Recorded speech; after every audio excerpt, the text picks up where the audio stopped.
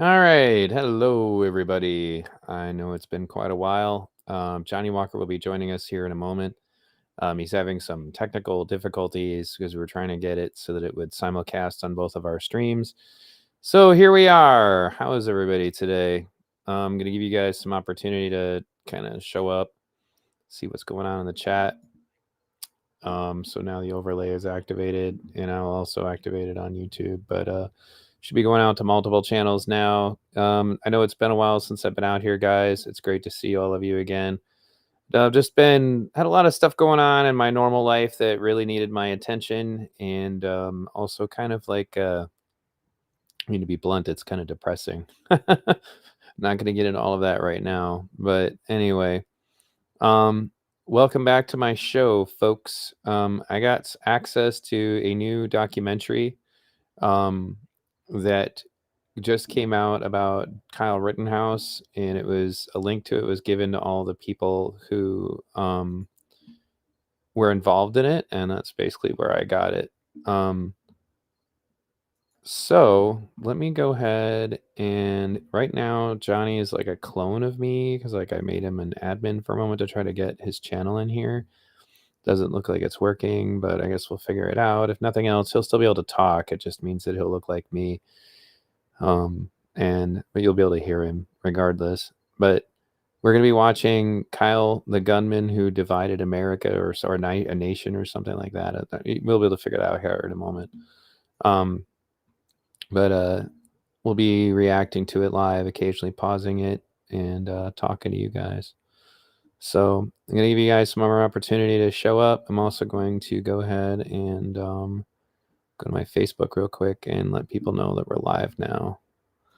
You're listening to VE Radio. If this is your first time checking out VE Radio, make sure you check out my archives. You'll see lots of shows on there. I've interviewed a lot of big people, stuff like that. So welcome. Let me see. It's new. Yeah, I don't know. It just came out and it was made by a major network. So it's got all of the stuff lined up for it. But anyway, hold on just a second. Do do do do do do do do do do do do. Do do do do do do do do do do do do do do do do. Do do do do do do do do do do do. Do do do do do do do do do do do do do do do do. All right, I can put this up here. And I'm just going to go ahead and bring Johnny on, see what's up. Hey, Johnny. Hey, how's it going? It looks like you cloned me. Yeah, it will not let me change the avatar either. That's pretty goofy. I don't know why. Yeah. Well, I mean, it's like it's got it enabled that I'm supposed to just be able to let people add their own channels. It's just like this was the only way to be absolutely sure, but I know what's going out to your channel now. So welcome to V Radio, Hey, you other know what? V I could Radio. I could try inviting me through the invite guest and see if that'll do it. Well, give it a try, see what Okay. happens. Go ahead and keep going there. Okay, looks like there's Tucker, but it says no video feed. Okay. But anyway, we are now experiencing technical difficulties. Please stand by. And welcome, everyone. As we get all this straightened out, we've done a lot of really great coverage of this stuff in the past. And I took a big break because I was dealing with stuff in my life. Hopefully you guys will enjoy what we're going to do tonight because we have kind of exclusive access. I don't know if this is even aired anywhere else yet. So we'll have to figure that out. Oh, it looks like you're there. Hey, what's up, man? Getting a There little we bit of an echo though. There, I turned off the other one, so Oh, okay. yeah, now I can hear you good. Sweet, there you go. Will the real Johnny Walker Dread please stand up? Is Tucker one of the guys you invited? Yeah. Hello there, Tucker. What's up? I don't know if they can hear us. Man, what a night we're having. Yep, it's just one of those nights, man. So, anyway, but doesn't sound like his mic is working or something. I don't know if he's tried to talk or not, but You sent me a text to log out and back in. Do you want me to still do that? no, if it's working now, then just do that. I don't know what you did to make it work, but stick to it. I'm gonna have to put on some headphones though because I'm catching an echo. Fair enough.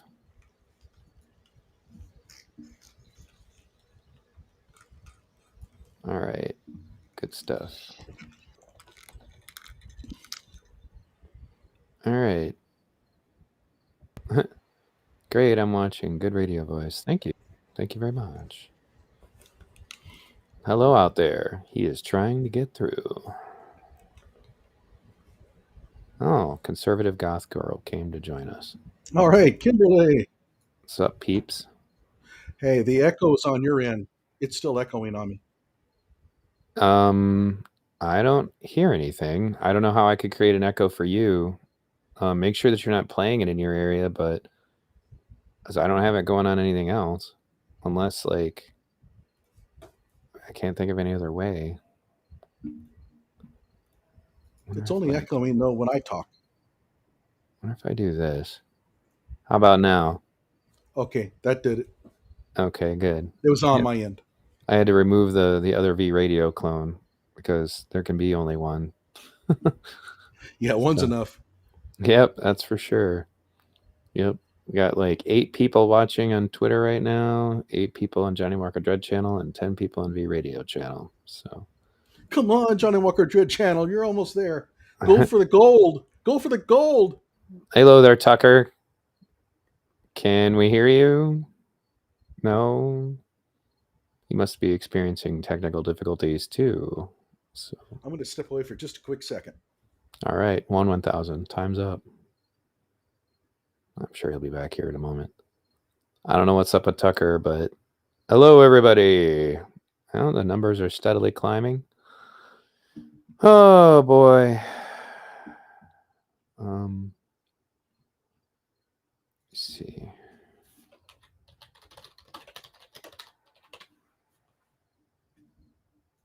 Everybody in the chat, how's it been, guys? Been enjoying time away? You been living life? Yeah, I hope so. Let me put this on here, and then I'll re-snooze here. Almost went without this. Ugh, that was close. Well, what is it? I couldn't see it because I'm doing stuff. It's whiskey. Okay. I got a good question, V Radio. All right, what's up? Just another dude in the comments. Tell me what your question is. Then we'll go from there. All right. Still not hearing anything from your buddy Tucker. I don't know what's going on. I don't know if his mic's not working or what, but Let me check my direct messages and see if he sent me anything. okay. Voodoo Goblin, huh? Never looked better, Johnny. That's one of mine. Says no audio for him at all. I don't know what to do with that. When you joined, it should have asked you if you wanted to enable your mic and camera or not.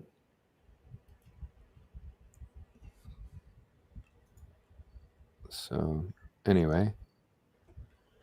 All right, peeps. Let me see. And by peeps, I mean you were all sugar color coated marshmallow chicks to be eaten on Easter morning. Well, I'd like to get him in here, but I don't want to wait too much longer. You want to go ahead and get started, and hopefully he can get it fixed? Mm-hmm. All right, cool.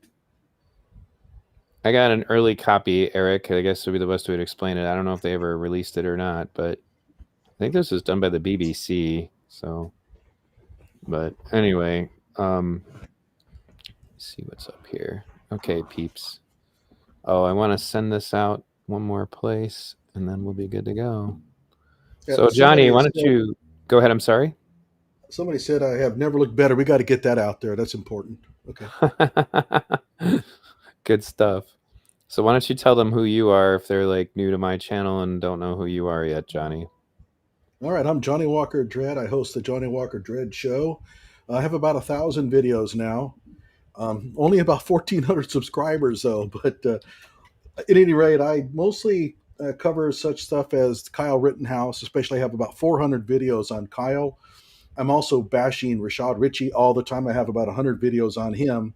And I'm starting up a whole new series on the physics of firearms. So if you like guns and you really want to know the real physics behind them, and I don't mean like popularizer stuff that you see on YouTube, I'm talking real cold hard physics. Be sure to subscribe to my channel so you can see that coming up. And I also do a lot of black, what do you say? Oh yeah, the myth of police brutality thing.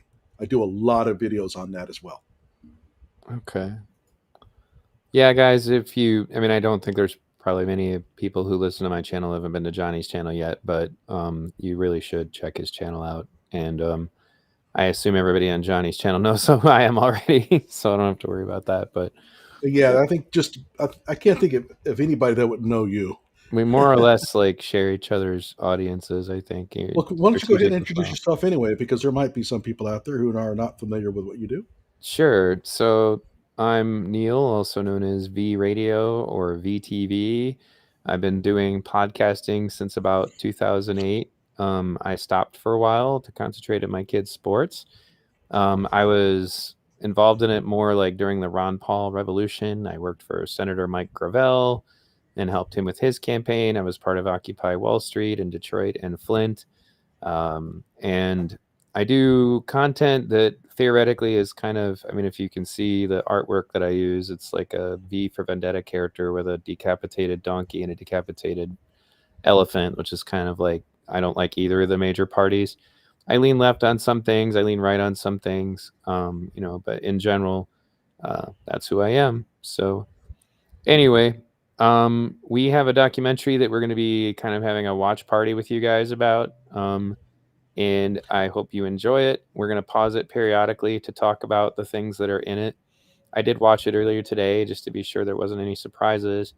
It's interesting because they do interviews with a lot of the different people that were involved in it, and you get to see some different perspectives. Of course, some of them are going to make you groan and some of them are not. But the reason that I got involved in all of this is I did a documentary called the Kyle Rittenhouse incident, and it was used by the basically it was used in court to kind of help establish a timeline of how everything went down. There were people who did far more impressive work, like say Orkanut, who did like a ring circus version of all of it. Like, here, let me just like put up everybody's streams on this topic, and all simultaneously, and that's basically what he did. But as Oh, far by as the like, way, go I ahead. should mention if you go to YouTube and you put in tracking Kyle Rittenhouse Orca Nut, that is the 2 hour footage that was used in the trial. And so if you're looking for something that happened that night, it's going to probably almost certainly be in that footage. And there's no voiceovers. So you're going, it's a really good raw source of video if you're trying to win an argument about Kyle Rittenhouse. Right. So let me see. Did just another dude in the comics? You said you had a question for us. I was waiting to see it. I don't like what you said, but all right. Well, ask me again later. I'm going to be turning off the chat overlay here because we're going to be going into watching this video.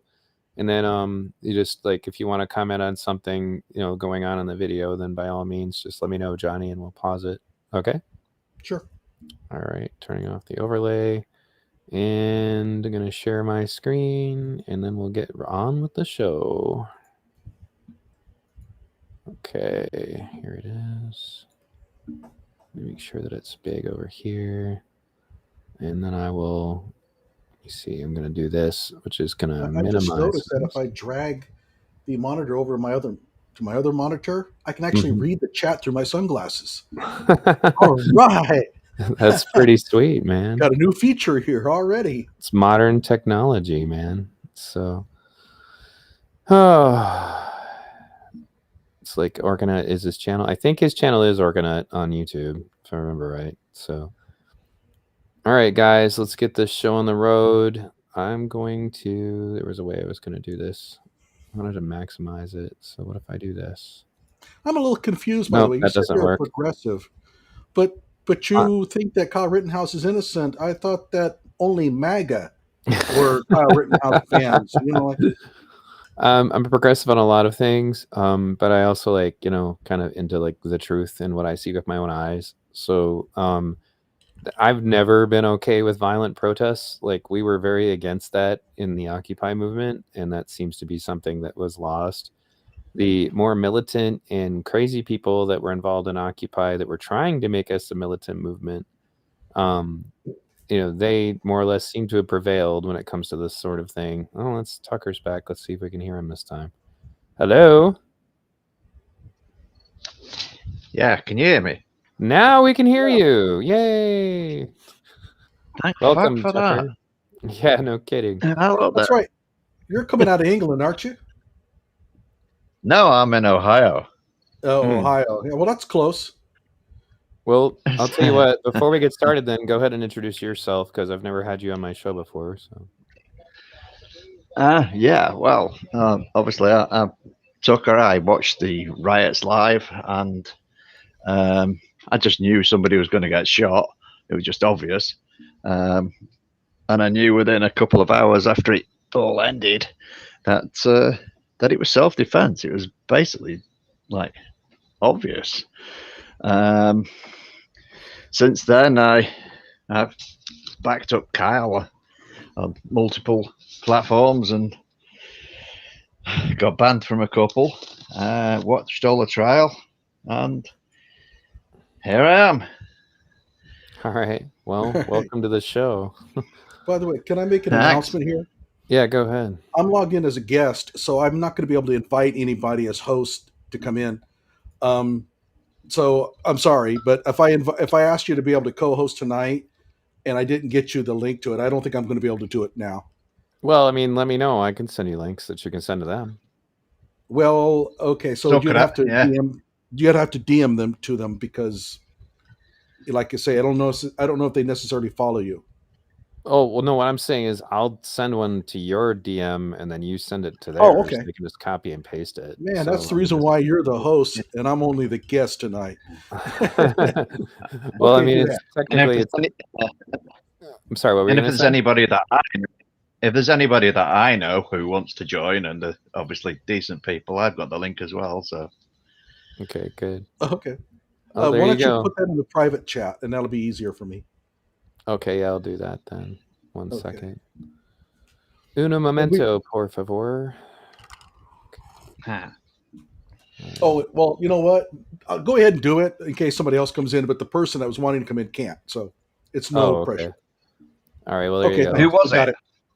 All right. Freddie. Oh, Freddie. I can send it to Freddie. Yeah, I can send it to Freddie. He can't come on tonight. That's unfortunate. Oh, why? No, he just said he can't. All right. Well, with that said, I'm gonna go ahead and start her up.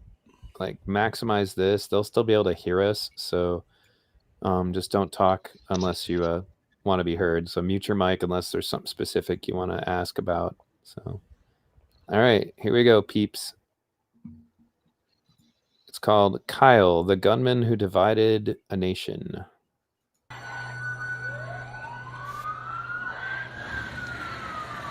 We're in Kenosha. Looks like there's some people on top of the roof up there. All armed. All armed.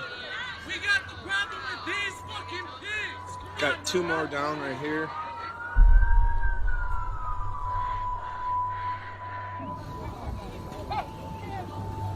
Walking towards a group of protesters to the south. And there appears to be no police to the east. That sounded like gunshots. It sounds like multiple gunshots. People are scattering.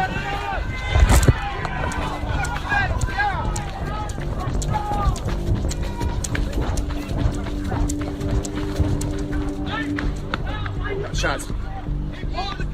Why are you shooting? Hey, what are you doing? You shot somebody? Who shot? Who shot? Hey, stop him! So that's Gage Grosskreutz feed. I recognize that from the conversation. But anyway, sorry, going back at it.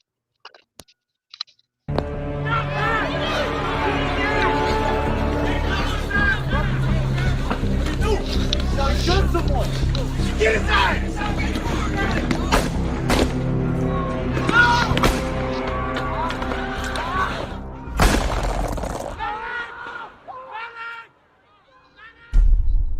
Two people killed, a third hurt last night in Kenosha. Authorities are now searching for a possible vigilante wanted. I can't change what happened. 17-year-old with an AR-15. But hindsight being 2020, I would never have gone there. The Illinois team facing murder charges and potentially life in prison.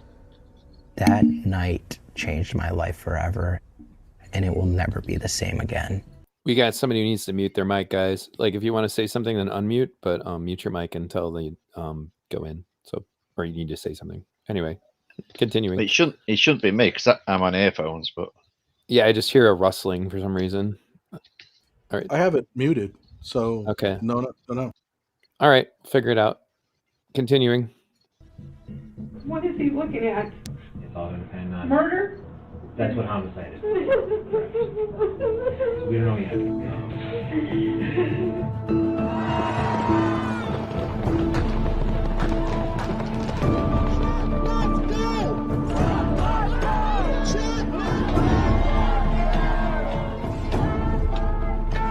Protests began peacefully but have escalated. It looks like the police station has caught fire. He was trying to get away from them, and he fell, and then they very violently attacked him. People chose sides. Kyle Rittenhouse flashing white power signs, hanging with the Proud Boy. You actually believe this is a white supremacy sign? What do you think it is? It's okay. He's either a white supremacist or he's a hero. Allegedly, he's part of a militia. Have you ever heard this president say one negative thing about white supremacists? Kyle Rittenhouse went with weapons to a Black Lives Matter protest, murdered a couple of people. How shocked are we that 17-year-olds with rifles decided they had to maintain order when no one else would? 3 people got shot. Yeah. 2 people were murdered. Yeah. To me, it's murder. I'm sorry. Thank God for people like Kyle Rittenhouse being there to stand up to so many evil people. Kyle Rittenhouse has become a cause celeb because there are those who believe that white America is under siege.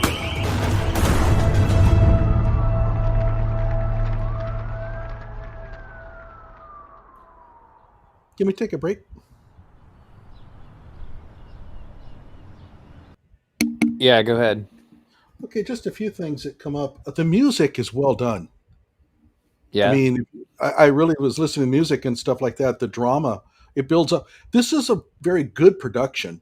I mean, however you feel about the content, they've done a very nice job with all of the production work. What do you think? Yeah, I mean, so far pretty standard. What I would expect from the industry. Yeah, well, BBC are like the main ones in England. Well, they were. Yeah. They were the only ones in England at one point.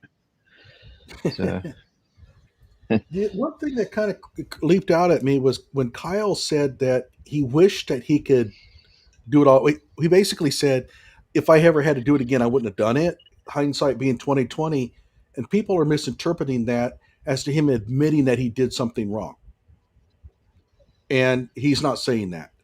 He's basically saying that, yeah, sure, if I had known what was going to happen, I wouldn't have gone out there. But again, that is the problem with hindsight. Yeah, I agree with that. Excellent. I mean, I've said in the past that it's not like I think that it was wise, but at the same time, you know, people tend to just forget that the city was just being burned down and the police weren't really doing anything about it. And they are going to get into that in this documentary a bit. But was there anything else? You guys ready for me to keep going? The part about his mom crying, I thought was really very dramatic. Probably one of the most dramatic scenes of the entire event. But he never even talked about it in his book. that was a real disappointment. Well, he's been a disappointment as far as to how he's talked about his family ever since, but we've already been over that on our stream, obviously. Let's see, Tucker's having connection issues, I think. This hasn't come up yet. But anyway, there we go, Tucker, you're re-enabled. Hopefully you stick around. So anyway. Yeah, for some reason, the internet goes off. It's crazy. Anyway, carry on, sorry. All right, no, it's no problem. We'll just mute everybody and we'll get back to it. Or as Strategic Eyes would say, let's keep going. In the biggest criminal case in Kenosha history, Rittenhouse claims he shot and killed 2 protesters and injured a 3rd in self-defense. The case has generated national attention. The central issue in this case is going to be self-defense. The evidence will show the defendant, Kyle Rittenhouse, who was 17 years old at the time, armed himself with an AR-15 and using that rifle, killed 2 unarmed people, Joseph Rosenbaum and Anthony Huber. A final individual by the name of Gage Grosskreutz. I was present for all of the trial. The unadulterated rage that would fill me just at the sight of him. Under our laws, the defendant can only use deadly force if he reasonably believed that the force was necessary to prevent imminent death or great bodily harm to himself. I don't believe Kyle had a complete understanding of the terrible situation he was in. There is no death penalty in Wisconsin, but if he went to a prison, he would be killed. So real quick, hold on a second. I wanted to answer a question from the audience. What in the hell are you going to a BLM protest with a weapon for unless to make trouble? I don't know if you're aware of this, but the videos are on my channel. But the reason that people were armed is that the rioters were armed, including with the AR-15 that you guys are so scared of. In fact, I have video of them firing it at a police Bearcat that was taken in Kenosha the night before Kyle arrived. The other reason why is that the quote-unquote fiery but peaceful protest was extremely violent, and they were attacking anybody who got in their way from their rioting and looting. So if I were going to such a situation because they're burning my community down, then yeah, I'd want to be able to defend myself. And exactly the scenario that is the reason why he needed a gun came up, because the rioters attacked him because he was interfering with their arson. That is what happened. He didn't. That was their motive. They wanted to burn stuff. The people who were armed did not want to let them burn stuff. That's what happened. So, anyway, let's keep going. So, we're fighting over the kid's life. You as jurors will end up looking at it from the standpoint of a 17-year-old. Kyle Rittenhouse protected himself, protected his firearm so it couldn't be taken, used against him or other people. He acted in self-defense, ladies and gentlemen. That's what the evidence will show.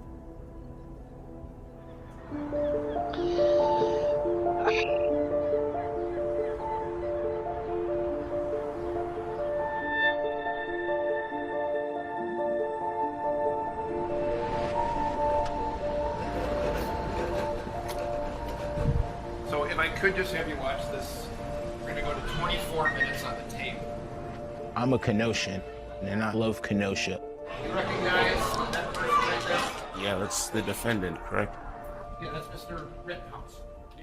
But to this day, when people say Kenosha, they think about Kyle Rittenhouse. And this whole narrative, is Kyle a hero or not? But would any of this had happened if Jacob Blake didn't get shot in the back 7 times? So on the 23rd, you get a call that the shooting of Jacob Blake took place. It was a Sunday afternoon. They said, hey, Corey, you have to see this video. My heart sunk And I was speechless, honestly.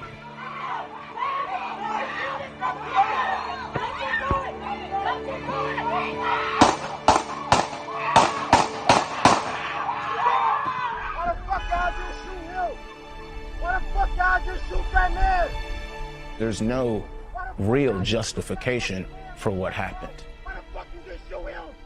Knowing the backdrop of an entire summer filled with protests in solidarity with George Floyd. So I can't let this go without mentioning some things. As far as justification, let's go over the real facts when it comes to like what was going on and why he got shot.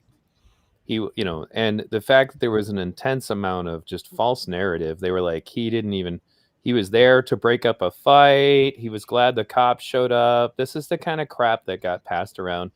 And they only show one link to the video. There's another one that didn't go out until like 2 weeks later, where they show the cops trying to tackle him, trying to take him down, trying to do all the things that people suggested. But here's the situation. When they say no justification, the man was a rapist who had an active warrant for said rape on his name at the time, which the police were made aware of as they were on their way to the location. He was violating a restraining order that his rape victim had against him at the time. He was resisting arrest with a knife. He's lucky they didn't just shoot him immediately. And then he tried to leave with her car with her kids in it. And that is the reason that the police officer was exonerated. Jacob Blake is not a victim. He's a piece of garbage. And he got really wealthy. Like, violating the restraining order his rape victim had against him worked out, great for him because now he's a millionaire, right? Yes, he's paralyzed, but I'm sure he'll figure out ways to make himself feel better. But I can tell you this, if he did that to my daughter, the cops would be the least of his worries. They'd be showing up to arrest me. Yeah. Not a good person. Look into his history of domestic violence. Not everybody who gets shot by the cops is some kind of angel that is deserving of your mercy and grace. He was a piece of garbage. His father was no better. Right. That doesn't surprise me. And now they're all grifting off of it. Anyway, did you want to say anything, Johnny, before I hit play? Or? Well, yeah. The idea that they can allow Corey to come in here and inject the narrative to set the narrative is really a problem. In this case here, he's nothing more than just another person who has an opinion. Yes, he was there that night during the protests, but they asked him, well, what about the Jacob Blake deal? He's not an authority on that. So he's going to inject a whole bunch of falsehoods into this. I'm kind of curious if the BBC is going to correct this. Because what you say, there's a lot more to this story. He had assaulted 2 police officers. They tried to tase him. He had a knife. He tried to get in a car with some kids. I think that shooting was absolutely justified, and so did the state. So are they going to sit here now and set the story straight? My gut feeling is probably not. There's one else. Go ahead. Well, there hasn't been any documentaries showing the other side of the story, so I'm happy that they are listening to people like Huber's girlfriend to give their version of it. They interview Gage at one point too, but I agree with what you're saying. He does inject the narrative right away, but defending the Jacob Blake situation is just ridiculous, but it's kind of par for the course. What I call woke rape culture, which is that rape is only relevant if it's politically expedient, which is the reason why they don't want to listen to Tara Reid.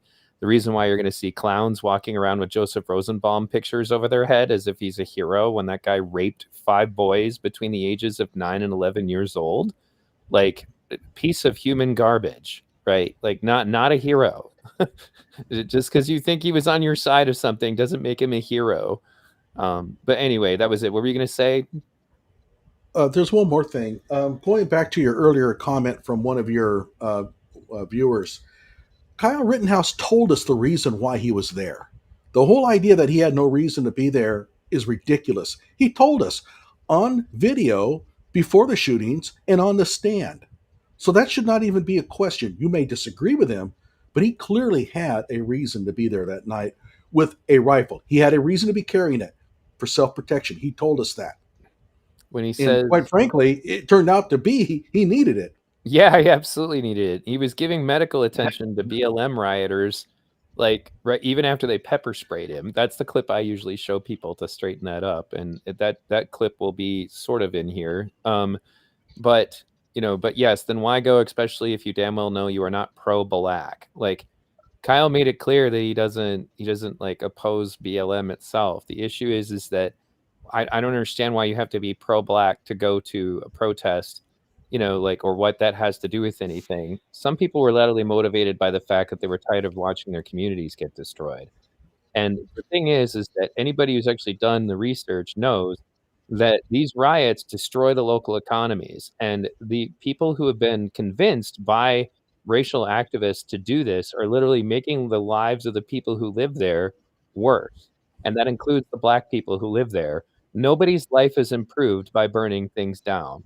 The economy in LA never recovered from Rodney King, and it didn't accomplish anything to burn up down all this property. That's the reason why it's just ridiculous. And it's one of the reasons why I think that whoever is doing this is insidiously racist. Whoever is explaining to people that they should burn down their own neighborhoods is diabolically racist, because essentially you've convinced people of color that their best solution would be to destroy the economies and raise the unemployment rate within their own communities, because that's all it does. Nothing changes. And if anything, more poverty leads to more crime, which leads to even more police shootings. It's asinine. But the people who do this think if they destroy enough property, then they can bring about like radical communism. And they admit that when you get them to talk about it, when they don't think anybody's listening. Well, by the way, there's a misconception or a really bad assumption that those who showed up to protect property were against the protesters. That's not true. And in fact, Ryan Balch wasn't there as a counter-protester either. They were there just simply to protect property. And again, go back to Orkanut's 2-hour video. And that's why I always recommend going and watching that. You point out any time that Kyle Rittenhouse is showing anything anti-BLM or anti-black or anything. He's simply there to keep the properties from being burned. And then he goes out into the protesters looking to help injured protesters to see, if somebody has a broken bone, he was willing to set it. That's hardly the mark of a person who is anti-BLM. Right. By the way, you do have another comment here. If Rittenhouse had not been armed, none of this would have happened, or he would not have been attacked. There's no evidence to support that. Right. Nothing. So go unarmed and you're less likely to be attacked. Explain how that works. That's just it's ridiculous. The next sentence that gets me. It's the next sentence that gets me in saying that Nick Smith wasn't armed. Right. I'm pretty sure he wasn't he? Was that the name of the fellow who got kicked in the head in Portland like 2 weeks ago? No, Nick was the one who asked Kyle and Dominick to help. Oh, the one with the white hat with the red cross on. That guy. Oh, okay. Now I remember what you're talking about. Sorry about that. There's a misconception here. I mean, if Jojo Rosenbaum had attacked Kyle because he was carrying a rifle, then you can make that claim. Unless you interviewed Jojo right after he got shot and before he died, you have no evidence for that whatsoever. And in fact, I don't think that was the case at all. I think Jojo Rosenbaum just went after Kyle because he was a small dude and he was by himself.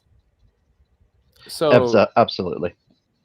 If he had not been armed, because that's the thing, Jojo was flipping out because they put a dumpster fire out. That is why Joseph Rosenbaum was attacking people, or specifically Kyle.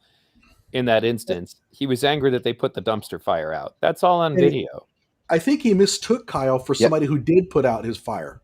Well, the guy who actually put out the fire was actually one of the owners of the gas station, but there was a kid there with an olive green T-shirt and a hat on backwards, who looked like as if he was dressed as Kyle Rittenhouse. Like the similarities were enough that it looked like he was cosplaying him or something, And I think that's entirely. Go ahead, Tucker. I've got an excellent screenshot of the guy who actually put out the fire, the dumpster fire. Yep, I remember. It was just a big guy who he was the one. Yeah, he was. There's also the other. Yeah, it was about 100 pound weight, 100 pound more. And by the way, Good Luck America, Rick Gore put out a video where he was pointing out Kyle Rittenhouse throughout the night, and he had the wrong guy. He was pointing out that person who evidently Rosenbaum mistook for Kyle, he made the same mistake as anybody did. So it's hardly outside the realm of possibility that Jojo Rosenbaum thought Kyle was that dude, and that's why he went after him. Yeah. It had nothing to do with the rifle. Yeah. Nothing. That was one of the libertarian group. Right. Because you quite often hear him saying, libertarians, this way, fall back, and stuff like that during the riot. He was one of them. And you see one of the bigger guys with the helmet on, with the GoPro on the top, he grabs him by the back and just drags him backwards. Like, get out of here.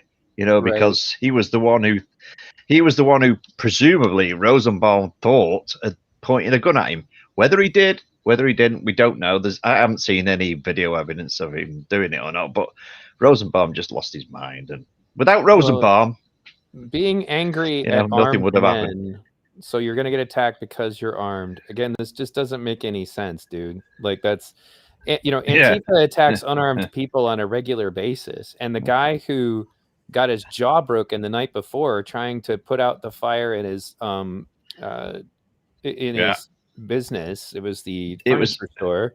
He wasn't armed either. Was it the mattress?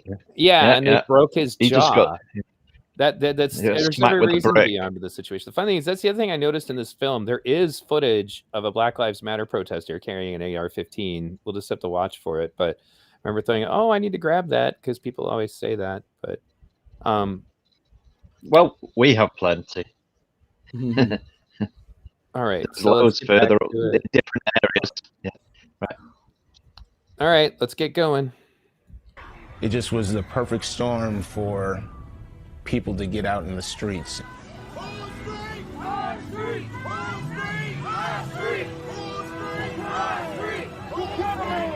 You killed a man! Things have gotten intense. I had a bad feeling about this.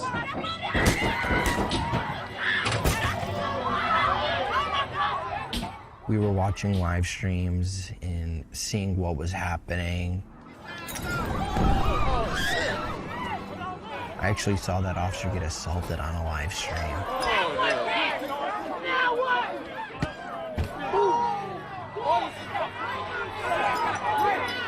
He had a brick chucked at his head so hard that it knocked him unconscious and almost killed him. That's not okay. That's not protesting. That's a violent felony assault.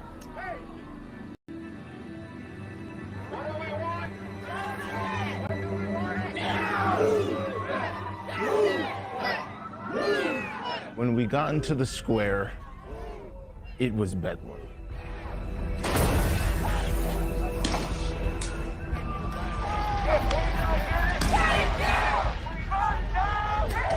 They got tear gas deployed.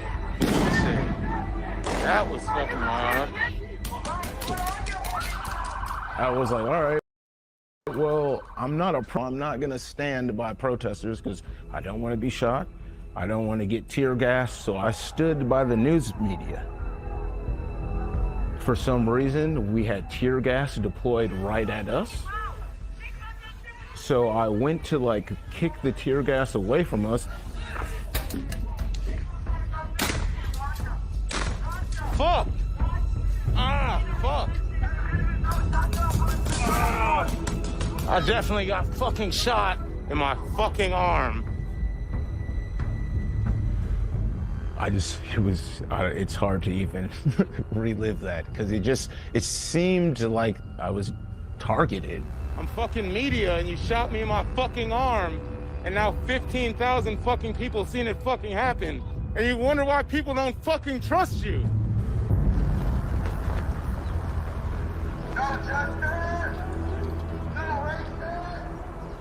Do you remember when it was that you first arrived in Kenosha to begin covering these events? Yes, it was that Monday. Can you tell us about what your focus was in that regard? Well, at the time that the protests erupted, we went to document the demonstrations that were happening in front of the courthouse. There were fires everywhere. Here we are in front of the Kenosha courthouse. Law enforcement's using a variety of munitions, including tear gas, some flashbangs, and also we saw some pepper balls. For the second night in a row, angry crowds clashing with police over the shooting of Jacob Blake. Yet another black man gunned down by officers. This is like a small, sleepy city. The police are not used to dealing with that level of civil unrest.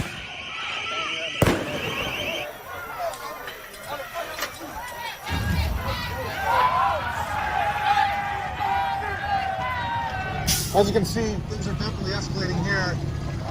I'm not sure how exactly somebody was able to light this thing on fire with police so close. The police were more concerned about the police station and the courthouse being burned down than anything else. It felt like anarchy. It felt like a free-for-all. The violence continued into the overnight hours, that despite a citywide curfew. With cars, businesses, and government buildings set on fire. The people that we all pay tax dollars to fund to make sure that they're there at these times of need were nowhere to be found.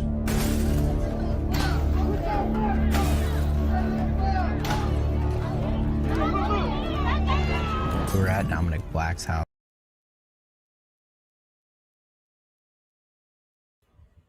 Whoa, what happened? There was a connection problem there. Hold on a second, Okay. folks. Maybe this is a good opportunity here to kind of take a break and talk. Yep. Well, for some reason the video is lagging, but I don't know why. I don't normally have that problem, but it's been a while since I streamed. It was lagging for a little bit there, but for the most part, I saw it pretty okay. Okay. So are we still? Looks like we're still So live. while you're doing that, you do have a comment here. I don't say there was any justification for the attack on Rittenhouse. It was a criminal attack, but if he had not been openly caring, he would not have drawn the attack. You have no evidence to justify that claim. It doesn't make any sense. Like, Well, why are I you mean- more likely to be attacked if you're holding a rifle? That Okay, doesn't make any It's sense. possible. It's possible that JoJo really took offense at Kyle having a rifle, but you have no evidence to support that. JoJo was killed on the scene. He didn't issue any last words. There's no evidence whatsoever to support that. And common sense seems to kind of fall against that to a certain extent. So I'm sorry. I don't buy Sorry. it. No, that's okay. Oh no, I didn't mean Yeah, to very, play the video. very much common sense. It's like the big, nasty black rifle AR-15. Let's go and chase him. That's a great idea. But here's the problem, though. Let's go and attack him. But the problem is JoJo's insane. So common sense doesn't apply here. So Right. can you Absolutely, blame yeah. Kyle Rittenhouse for the actions of a person who does something that's completely out of any realm of smarts? I'm sorry, but if a guy is carrying an AR-15 rifle, you don't chase him. And Kyle Absolutely. he went there thinking that I have an AR-15 out in the open. Nobody is stupid enough to attack me. But he was wrong, because there was one guy out there who was, and I don't really think the word stupid is applicable. I think it's insane. JoJo was not only insane, I think he had maybe a suicidal bent. Or Yeah. Oh, he absolutely had a suit. Yeah. Well, He absolutely wanted to die that night. He absolutely wanted to die. I will Yeah. say this. I don't think he cared whether he was going to die that night. He wasn't. I don't think he was necessarily looking to die, but I don't think he cared one way or the other. Because why was he in the hospital? Because he tried to commit suicide earlier. Right. Yeah. I want to By the see. way, Go ahead. I'm sorry. I must give it up to the protesters, though, on one thing. They lit that truck up. I can't even get my barbecue going. I pour all kinds of I mean, I pour all kinds of juice on that thing and try to light it, and I can never get it. And yet they can torch a vehicle. My Right. hat's off to them. They're pretty good. What you should do, forget the lighter fluid. It's garbage. Buy the little blocks. The little blocks that you put under your charcoal. They work a treat. Or put possessions you really value in there. They'll go up like nothing. Yeah. All right. So we're ready to get. I mean, what I did is I lowered the resolution to the same resolution as the stream. So hopefully that does the trick. Let's see what happens. There's another comment here, by the way. I believe he attacked Kyle because he seemed weak, but would not have attacked Balch. Absolutely. And I've said this on a number of my videos. Balch was probably about 200 pounds, a former Army dude. Under no circumstances would Joseph Rosenbaum have attacked Balch. Well, He that's saw another Kyle thing. as a weak person. Yeah. go ahead. Yeah, well, that's another thing I wanted to point out, though, is that when you watch the incident where they put out the dumpster fire, those people stormed up there wanting to fight whoever did that, and then they wanted to know who did it. Like they were demanding to know who put out the fire, who did that, who did that. That's bullshit. Who did that? You know, like the mob wanted to beat up whoever put out the fire. I go over that in my documentary because it's very obvious that they had violent intent towards those people. They got up in people's faces and they made threats because they put out a dumpster fire. Again, why were the rioters interested in attacking people? Because they were interfering with their arson. That's it. If they were not burning anything, they would never in any way come in conflict with the libertarian group.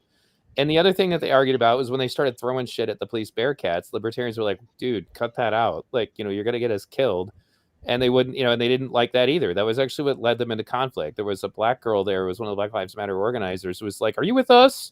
You know, like as in demanding to know that they would be okay with it, you know, and then that's what started to lead to, because there were protesters who started attacking and throwing stuff at the libertarians with the guns, again, in wake of the dumpster fire being put out. These people were already angry because, you know, like exactly like this. Yes. As longtime friend of the show, John Jackson says, how dare you stop me from blowing up a gas station? So anyway, you guys ready to keep going? So rude. One more comment here. There was something here about Gage Grosskreutz testifying that he pointed his gun at Kyle. He's now claiming the opposite. He's now claiming he didn't do any such thing. That's actually going to come up here in the documentary here in a little bit. Oh, okay. Sorry. Go ahead. No, it's fine. Let's let you know. All right, let's try it again. For the second night in a row, angry crowds clashing with police over the shooting of Jacob Blake. Yet another black man gunned down by officers. This is like a small, sleepy city. The police are not used to dealing with that level of civil unrest.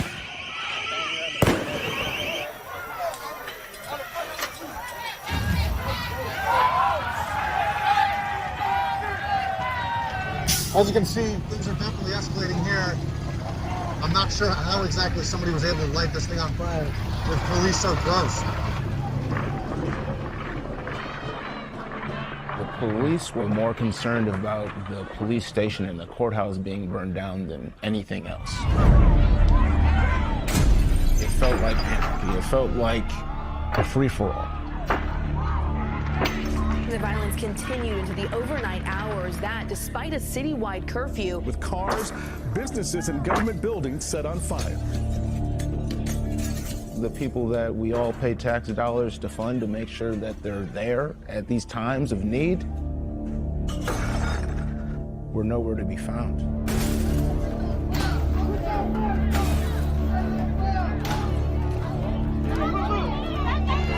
We were at Dominick Black's house having fish and chips, and Dominick's dad got the guns out because there were people rioting. There were people burning down people's homes. It's not about Jacob Blake anymore. It's about lawlessness and looting. Law enforcement just took a step back and decided to let the city burn.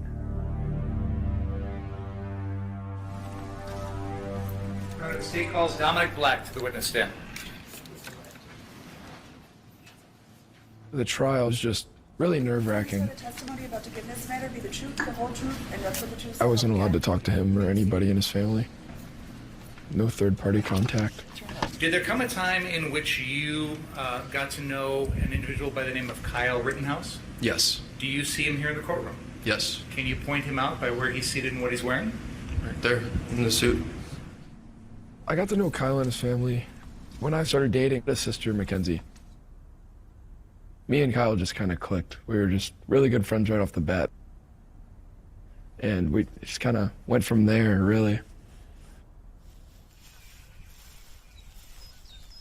His first hunting trip was with me.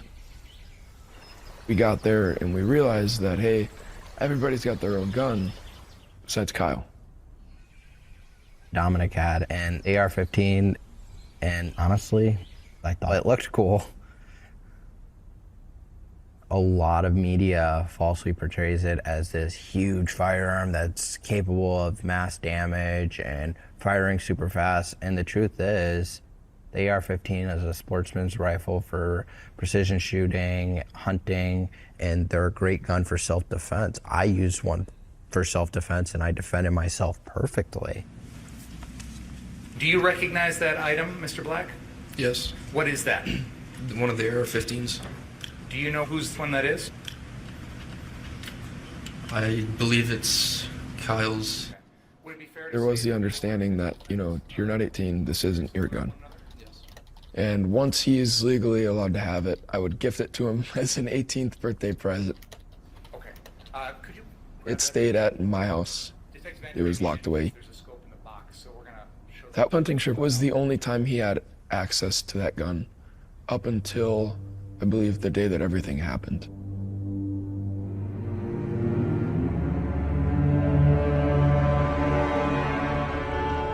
People living in Kenosha woke up to a day of destruction. A community in pain and a city on edge. Last night I saw law enforcement severely outnumbered by thug, looting scumbags. There's always going to be opportunistic individuals. People that are going to want to seize the moment for their ideology.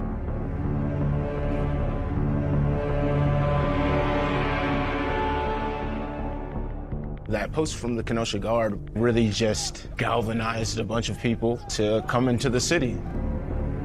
Armed, like huge guns.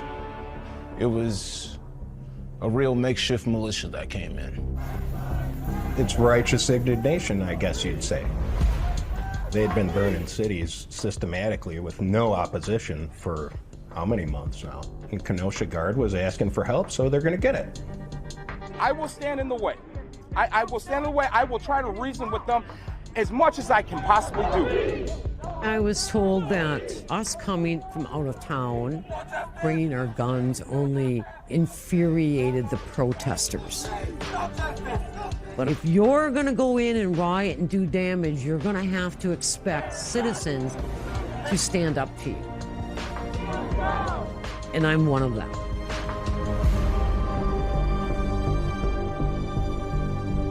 So yeah, I imagine the protesters were pretty irritated because, again, somebody was doing what Ann just said, which is standing up to them. They kind of enjoyed their dominance situation where they were free to destroy property with, you know, impunity, and they didn't want anybody to interfere with that. That's really what this is about. Like, you know, Nailed it.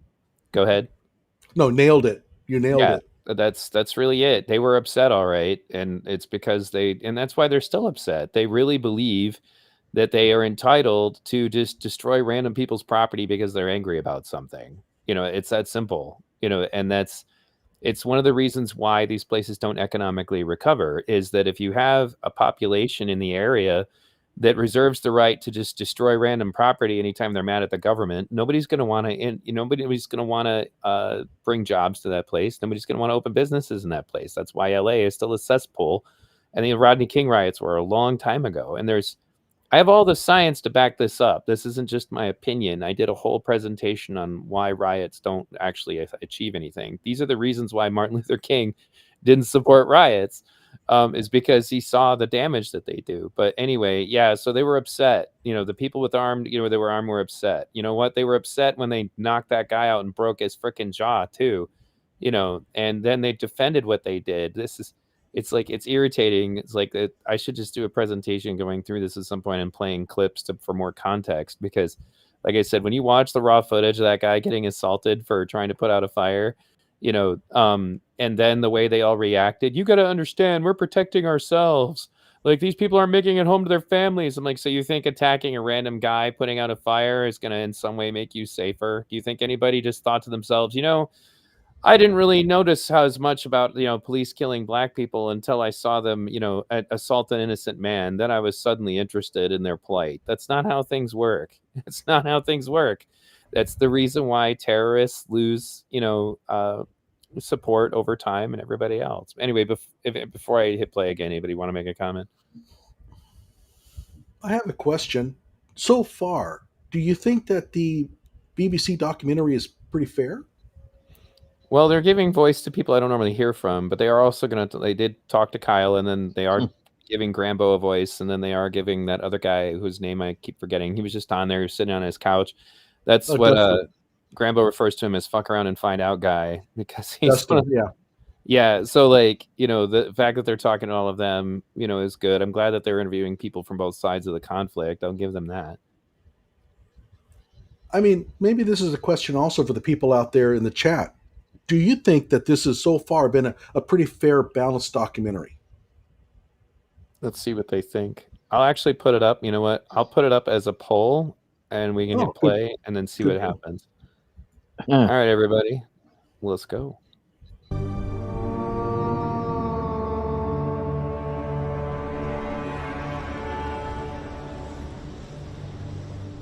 The biggest thing that really hit me is seeing that car lot. I had never seen a car burnt to the ground in my life, and here's 50 of them. We talked to Sam, who owned the Car Source lot, and we asked him, what can we do to help?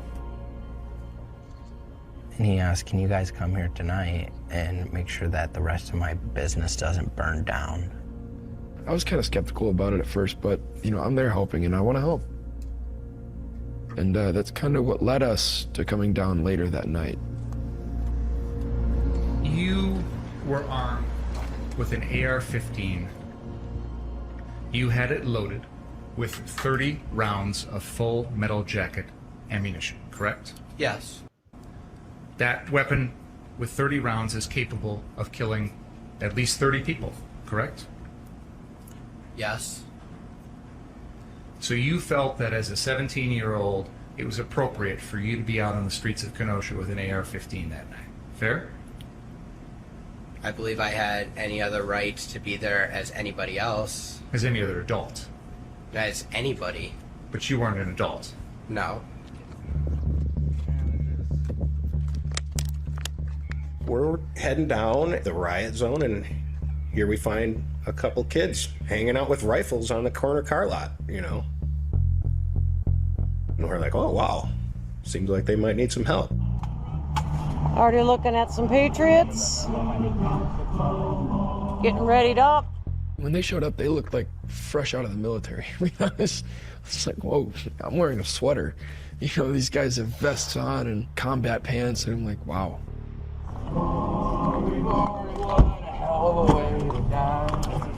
I just took an AR-15 rifle. I had a sidearm, which would have been a 1911. Riot control agents and stuff like that. New tear gas, pepper spray, that sort of thing. But that's about it. Other people have body armor, things of that nature. It's tight. So this is what I wore down. When they were throwing bricks at us, this was my protection so my head didn't get hurt. So these cars were burnt last night, and that whole car dealer is burnt out. Crime scene wrapped all the way around it. Local communities are standing on their corners, armed with a bat or a gun. But this is an area that we're protecting tonight. There's a saying, Midwestern boys are shake and bake soldiers. The boys from Michigan, the boys from Wisconsin, we just know what to do. We make the Civil War go, And then, all right, we're ready to rock. So I took back my charging handle, let it slide home, and Kyle's looking up like, what? And I was like, you too, buddy, we're not playing around here. You know? And I was glad for that. Because, you know, Rosenbaum would have got him if he didn't have that round in that chamber.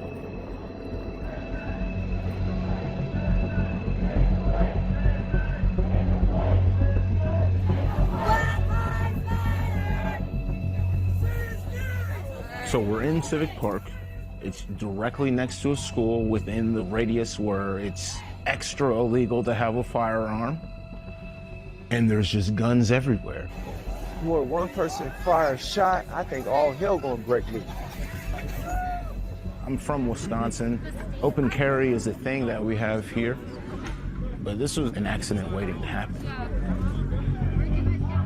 Anthony and I, we were acutely aware of all these militia people around us. But we got skateboards, like we can dip out of there real quick if we need to. It was the last picture I ever took of him. That night was gonna be like the largest gathering of protesters, and it just felt like the right thing to do.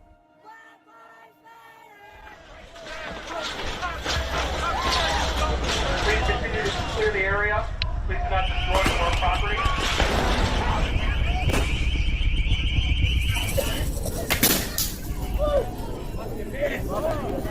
It got very chaotic very quickly. If you're not 100% I support the police, they don't protect and serve you.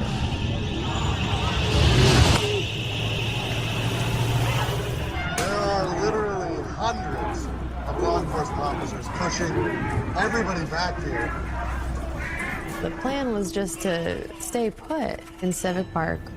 Leave him be! What's your problem? And then the tanks began to push us down south, down Sheridan Road.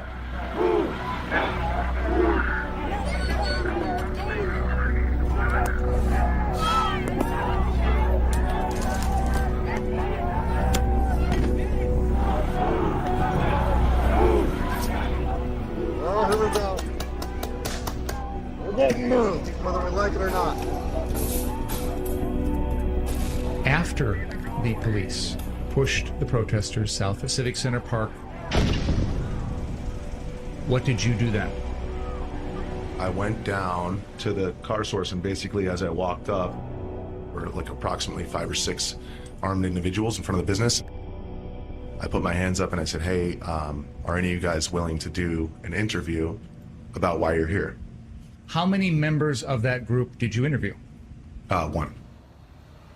What are you doing out here? Obviously you're armed and you're in front of this business, so what's up? So people are getting injured, and our job is to protect this business, and part of my job is to also help people. If there's somebody hurt, I'm running into harm's way. That's why I have my rifle, because I need to protect myself, obviously, but I also have my med kit. And what about these other folks? Obviously there's some other people who are armed as well. Their job is to protect me. Gotcha. And then what about these guys up on the roof? Their job is to provide overwatch to protect me also. Gotcha. They're protecting everybody on the ground. We're protecting each other. Understood. And we're running medical, and we're going in and we're getting people. Like, you get hurt, I'm grabbing you.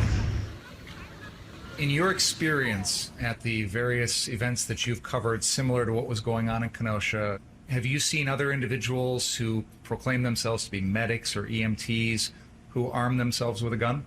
No. Do you recall seeing any others that arm themselves with an AR-15? No. Medical. EMS right here. I'm an EMT. There's a medic right here if you need help. It seemed off to me. He's trying to serve this dual role of medic and police officer. He has no frickin' clue how mad these people are at him. Does anybody hurt? Does anybody need medical? No, we got our own medics. You're good. You can go home. Fuck you. Looking back, like, if it had been my younger brother, I would have dragged him by his ear out of there. I am an EMT. If you are injured, come to me. You testified that you were involved in some sort of EMT cadet program. When was that? I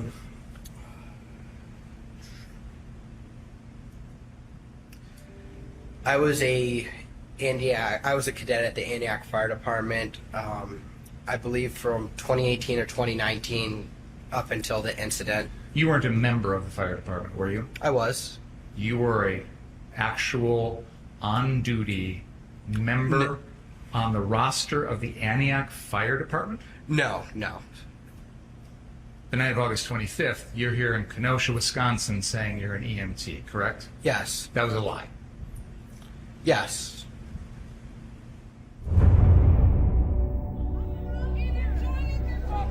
Hey, Neil, this would be a good time to stop. These guys are just, let's leave these guys alone, guys. All right, what's up? Oh, just been going on a while here. A few things. By the way, I do feel bad for Hannah Giddings. That was the girlfriend of Anthony Huber. And a lot of people made a lot of fun of her, including me. I actually published a video that kind of criticized her, but I feel bad about it. But, I mean, she had her boyfriend was shot that night, dead. And so I really do believe that she's kind of a victim here as well.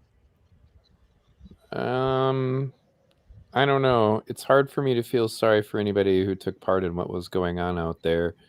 They are going to go over what you're talking about, though, in this movie. They're going to give her, like, they're going to show video of her reacting to it and all that stuff, too. But, but yeah, I don't know. I've kind of got and it's funny because I'm the left-leaning guy, but I have like a zero tolerance for violent riots. Like, everybody who's out there past, I think like the official BLM protest ended at like 8 p.m. or something like that. I used to have all this stuff memorized.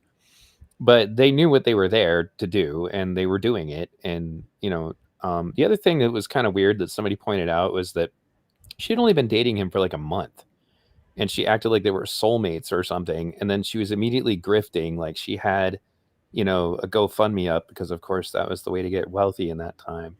Acting like they were married or something, and they weren't, so I don't know what to make of it. But I'm not opposed to like what you're suggesting. I don't know. Everybody who had any part of what was going on out there, like, they know what happened earlier. Everybody knows what happened to the guy at the furniture store. Everybody knows about, like, the ice cream parlor that they burned down that was owned by Mexican immigrants, by the way, like, as in literally the guy who built the place was a Mexican immigrant. So they weren't really doing anything to convince the white man to stop shooting people. Like, it's like it was not. I just have so little tolerance for that stuff. And then when they're talking about, like, have you ever seen anybody walk around as a medic armed with a gun before? Antifa does that all the time. They don't always have obvious guns, but they're armed, and they definitely walk around claiming to be medics when they're not. They end up hurting people and stuff like that. It happens all the time. And by the way, her feelings about the father of Anthony Huber are going to play a big role in the upcoming lawsuit because she despises Anthony Huber's dad, John. If you remember, John was the one who flipped off the judge during that preliminary hearing. Yeah. But evidently, John, the father of Anthony Huber, abandoned his kid when he was just a young child, basically a baby. And Hannah on Facebook wrote a lot of really scathing things about him. The fact that he didn't love his son, he totally disregarded him. In the upcoming lawsuit, her testimony is going to be really big. And I think it could submarine John Huber's attempts to extract any money from Kyle Rittenhouse over this whole shooting deal, because he was not a grieving father. He talked in the actual preliminary hearing about how his son was not able to come and have Thanksgiving with him. He never spent any Thanksgivings with his son. Yeah, and he had this crazy version of the story that Kyle was chasing Rosenbaum rather than the other way around. I did a video about that because he like testified to that in court, and we're like, dude, just shut up. Like, come on. But, as there's a guy, I guess, who is there in Kenosha, said that it got quiet after the shooting. Yeah, I can imagine, because at that point, the fun was over. They're like, oh, we can't burn stuff and steal stuff anymore without any like repercussions. Can't have that. See that Tucker's come back to us. What's up, Tucker? Well, let me go ahead and fill in. I have a few videos on John Huber. If you're interested, go to my channel if you want to see what he's up to. But in my opinion, He is a money-chasing lowlife, and he's just simply trying to take advantage of this to extract some money from these agencies. He never had any love for his son at all. Yeah, that's well, like my view everybody of just it. threw up a GoFundMe after they saw what happened to Jacob Blake. Like you could be a rapist and get, become a millionaire by putting up a GoFundMe. It's just crazy to me. And then the other thing is they allowed that to go up and nobody ever said anything about it, but they wanted Kyle's GoFundMe taken down immediately. So anyway, all right. So Tucker's sharing with us he has never had this many disconnects. I'm sorry about that. I don't know. It's all like it's browser based. Like normally people don't have this problem, but we are up to 83 people watching us with 43 on my channel, 11 on Johnny's channel, 1 on my lone Twitch follower always comes on when I go live, which is the reason I still go to Twitch, because there's one guy who watches me on Twitch. And this may be a record for me. 28 people on Twitter. 28 people on Twitter. Twitter's been pretty good for the algorithm, I gotta say. So anyway, I'm usually your only person on Twitch. Oh, is it you? Do you follow me on Twitch? Usually, yeah. Oh, that's cool. I'm one of your mods. I'm a mod. Oh, okay. Now I remember. It's been a while. Like normally I let Tam handle that stuff. But Yeah, me and Tam and Iz. Yeah. All right. Yeah. So let me go ahead and you guys ready to go? Right, carry on. Yeah. I am. All right. These guys aren't our enemy. They're just protecting the local business to keep it from happening the last night happen again. These guys aren't our enemies. Come on. How's it going? You guys want to fuck around and find out? Hey. You won't reel in. Reel in. We all started looking around on top of the buildings. It was kind of like, holy shit, the alt-right exists. I need you guys to stay off the property. Holy shit, the alt-right exists.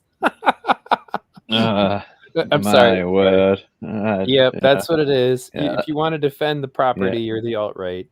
Anyway, never mind. It's like in England about now. Everything that's going on in England. If you're against people chopping up children and stuff, you're alt far right, and it's just crazy. Yeah, that's interesting. I've been looking at that a bit. Are you? I assume from your accent, are you from England? Oh yeah, absolutely. Yeah, I'm from Do you Manchester. ever watch Charlie Veitch? No, I've never heard of it. Okay, so he's a guy who used to go around different British protests, like carrying a megaphone, and he was kind of well known for it. Like, and the government had like special rules for him and stuff. But he's still over there. He's calmed down a lot because he has kids, so he doesn't like go to riots anymore. But he does cover protests and things like that. But anyway, I was curious because I've had him on my show a few times in the past. But anyway, folks, you guys ready to get back to the video? Before we move on, hey guys, keep it clean in the chat, okay? No, there's some personal attacks going on there. We don't need that. Yeah, cut it out with the personal attacks, guys. Just like what I would rather you do is just argue the facts. There's no reason to cuss at anybody about this. Anybody who actually studies the Kyle Rittenhouse stuff has all the facts they need anyway. So anyway, all right, here we go. One of our guys had a laser pointer. They just hated that thing. They thought we were pointing a machine gun at him or whatever. Hey, they aimed at us when we down there. Oh, were they? With the green laser. Oh, I didn't. There were a lot of protesters who were like, who the fuck are you and what are you doing? Pointing your gun at me. Hey, your job isn't to be in the streets.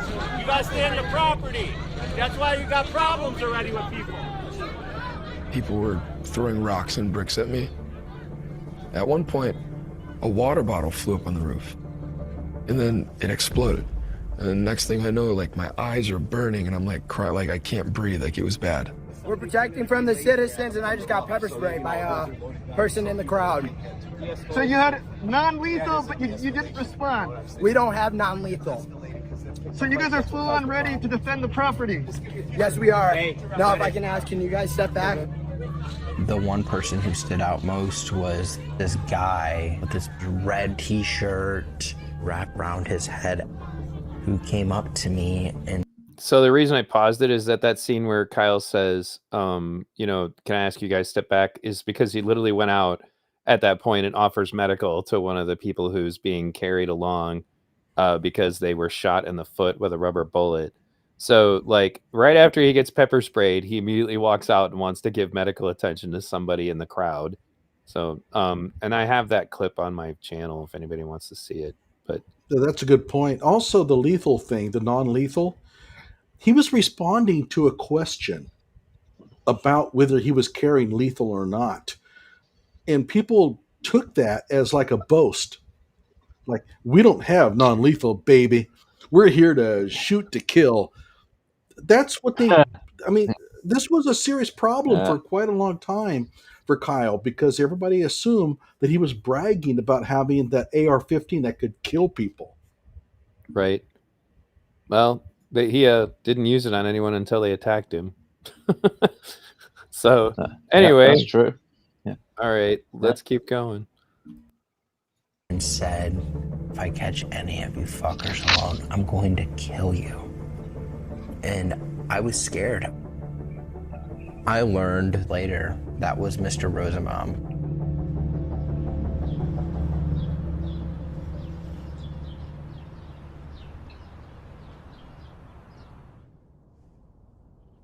These are the photos that I took of the unrest. They were pretty significant in court as evidence.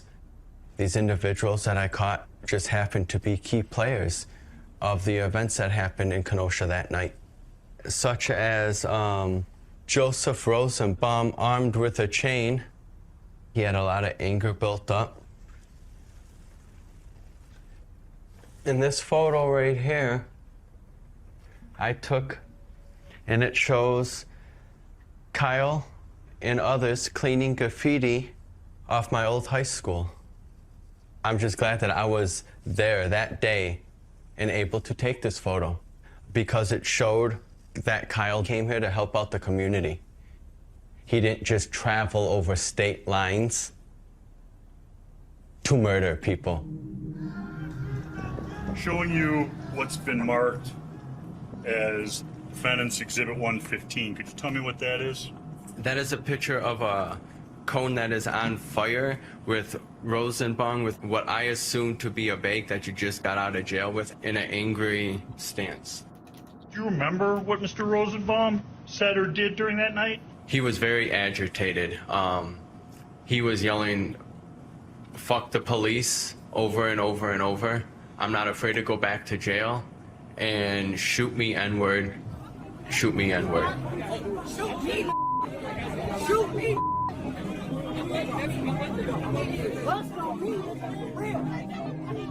From what I know about Joseph Rosenbaum, he had just been released from a mental institution and he didn't have anywhere else to go. So you just got a recipe for disaster here. Like, there's this mentally unhinged guy who is triggered by guns and all these wannabe military men flashing their shit around. You can see Anthony in that video come right up behind Joseph Rosenbaum, pulling him back away from the situation.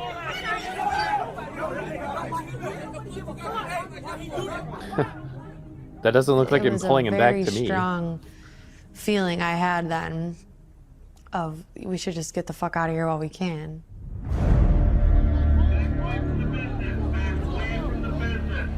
Hey, thank you guys. Guys, we're all right. We need water.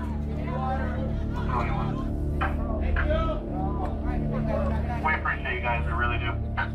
How did it make you feel when the police are handing out bottles of water, they're telling you that they appreciate you? I didn't really care. It didn't make you feel like they approved of what you were doing? No. It didn't make you feel like you're emboldened now to go out there and act on their behalf? No.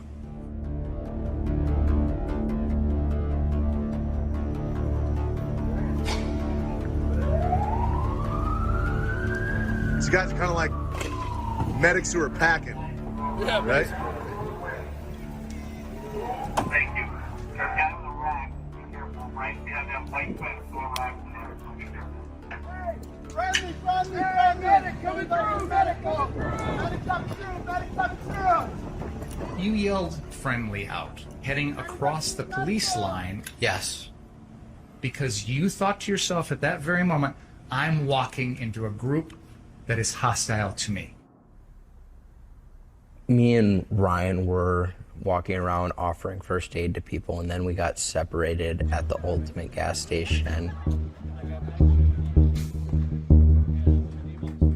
So what I decided to do was go and try to get back to the car source lot. And describe what happened as you did that. As I was trying to get back, the police stopped me. Okay, I work at that business. I am at that business, sir.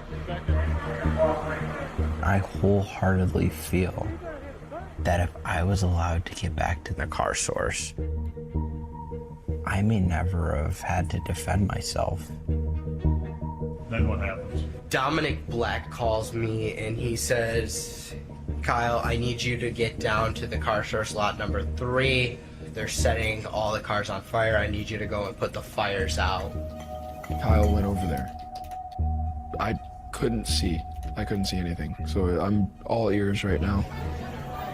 I see them putting a dumpster on fire, and I tell them to please not set these fires. I saw Kyle with the fire extinguisher in one hand and the rifle in the other. And that's right when Joseph Rosenbaum emerged out of the shadows and started running towards Kyle. Oh, we got a gun, baby.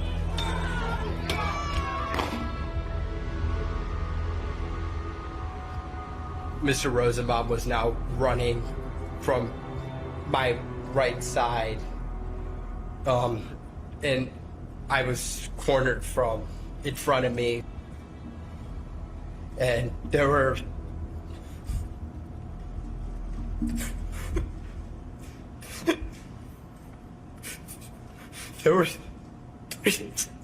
people right there. Take a deep breath, Kyle.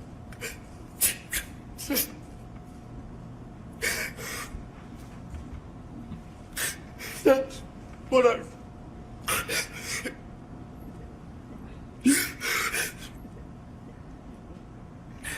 That's what I run.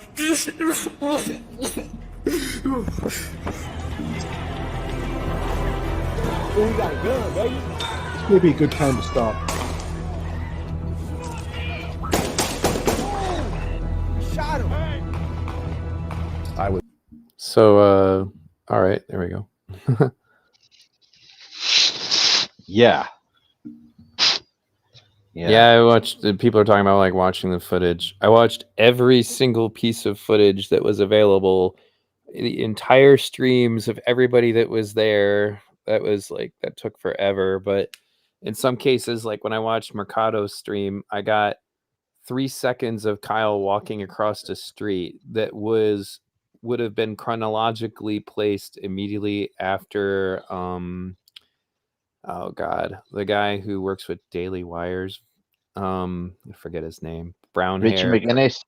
Yeah, McGinnis, like Richard right after McGinnis. his video turns off, and I'm like, where does Kyle go after this? And so I found a little clip in the Mercado Media stream of Kyle and Balch and McGinnis crossing the street. I want to get that. Yeah, I'd like to get that clip of where he said, and then Rosenbaum emerged from the shadows. That. Because we get so many people that we argue with who say he didn't hide and ambush him. Mm-hmm. We know damn well he did, but like that where he says there he emerged from the shadows and then started running after him. Well, like duh, yeah.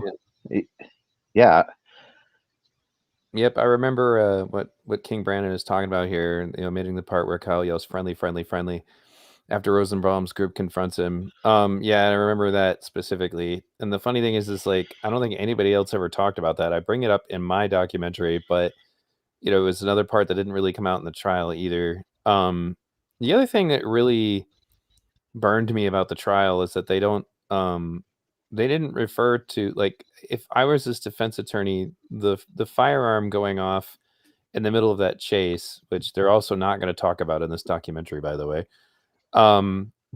should have been key to his, did you feel like you feared for your life? And I'll bring that up again when we get to that point, because I never understood why Rossi and what's his name didn't do it. But anyway, Johnny, are you talking? Go ahead. Yeah, and I'm not used to having to unmute myself, but I can tell you why they didn't bring that up. Because Kyle didn't bring that up during the police interrogation. And this is why it is so crucial that you always talk to a lawyer before you talk to the police. Kyle didn't bring that up. And a lawyer would have shut him down on that and said, hey, we ain't saying anything until we find out what the evidence is against you. And so the fact that Kyle didn't bring up the idea of the gunshot going off meant that if he had brought it up during the trial, he would open himself up for cross-examination on that point, in my opinion. I really wanted to stop this at this point because Kyle is undergoing a panic attack, and a lot of people have criticized him for faking this. That is real. Right. I'm sorry. I've been through a few of these because I teach. I've taught a lot of college courses, and I know what it's like to see a student who just simply comes undone. That is a real panic attack. You can't fake that. Okay, maybe if you've had a lot of drama teaching, like a lot of drama instruction, you can pull that off. No freaking way is the average person going to be able to pull that off. And there is also no way that a lawyer is going to coach somebody to do that. Lawyers don't do that. That's pure television. And so I'm really kind of tired of hearing this. Well, the lawyer team, they probably coached him to do that, or he's faking it. No way that is fake. That is real. That is an absolutely real panic attack. He's recalling the night he nearly died. Yeah. Yeah. Or and a night that he had to shoot people, as a kid, like that's definitely not fun. Shoot people dead. I had to shoot people to stay alive. Right. Yeah. It would have taken a huge effort on Kyle's part not to come undone at that point. By the way, guys, let me take this opportunity to remind all of you, please smash the like button and subscribe and ring the bell if you're new to my channel. I know lots of push us up on the algorithm, what little I can get. Being shadow banned as I am. So, but and if you guys are just checking me out on Twitter for the first time, make sure that you're following me there. So if you're not streaming to Twitter, you should do it, Johnny, because I get a lot of viewers there. I get more viewers on Twitter than I do anywhere else. And sometimes I get more viewers on Twitter than I do on YouTube, surprisingly. So they can't interact with you. Unfortunately, you can't see them in the chat, but you should be streaming to Twitter as well. All right. Anybody else got something? Nope. Okay. All right, here we go. Was right behind them. Get back. Shot him, man. Shot him. By the time I realized what was happening, it was too late. It seemed like the life was leaving his body. A pair of legs arrived next to me, and I yelled, "Call 911." Kyle calls me. I'm like, hello? He's like, I just shot somebody. I just shot somebody. I ask him, like, where are you at? Where are you at? What happened? And then he hangs up on me. And now I'm panicking. What was the risk to you of death or great bodily harm at the moment you killed Joseph Rosenbaum? If I would have let Mr. Rosenbaum take my firearm from me, he would have used it and killed me with it and probably killed more people if I would have let him get my gun. You have the gun strapped to your body so it doesn't come off, correct? Yes. And even after you shoot him one time and he starts falling, you continue to shoot 3 more times, right? I continued to shoot until he was no longer a threat to me.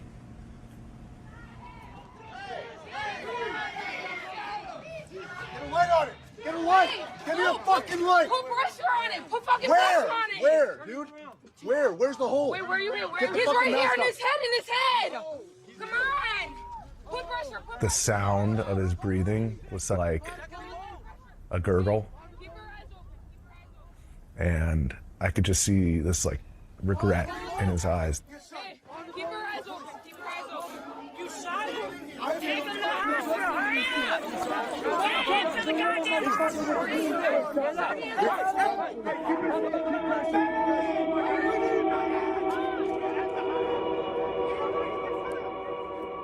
And afterwards, people were saying that guy's a pedophile. Why did you try to save him? He got what he deserved.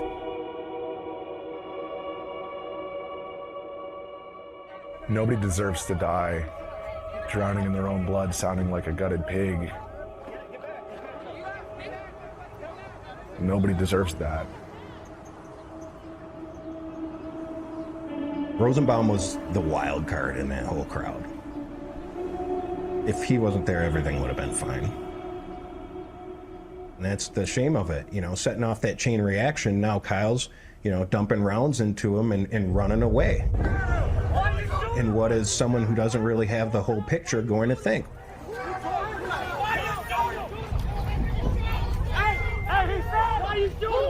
I just remember seeing this kid, he kind of reminded me like of my little brother or something like that, running with the gun. All right. Let's go. Panic just started to set in. Hey, what are you doing? You shot somebody?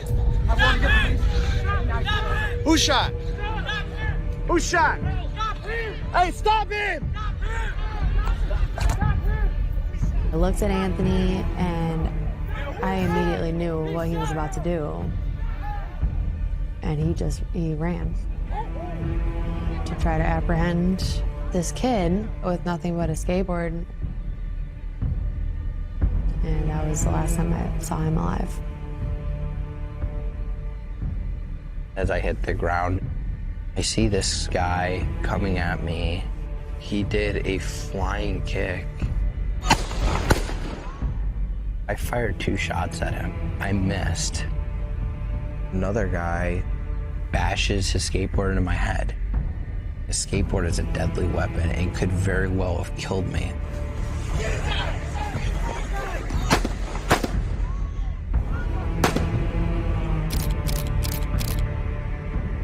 I saw Anthony Huber swing his skateboard at Kyle. And that's when Kyle pointed up and shot him.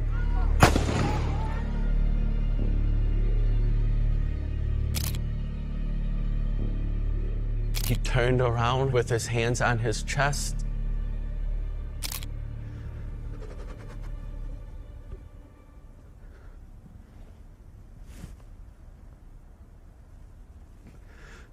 And he took a couple steps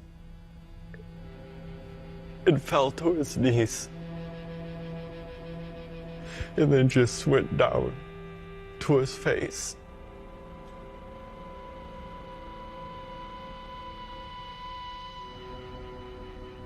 I hear more gunshots. So in my head, I'm just like, oh my gosh, he's shooting more people. Like it's a nightmare. You didn't know the name Anthony Huber, did you? I did not.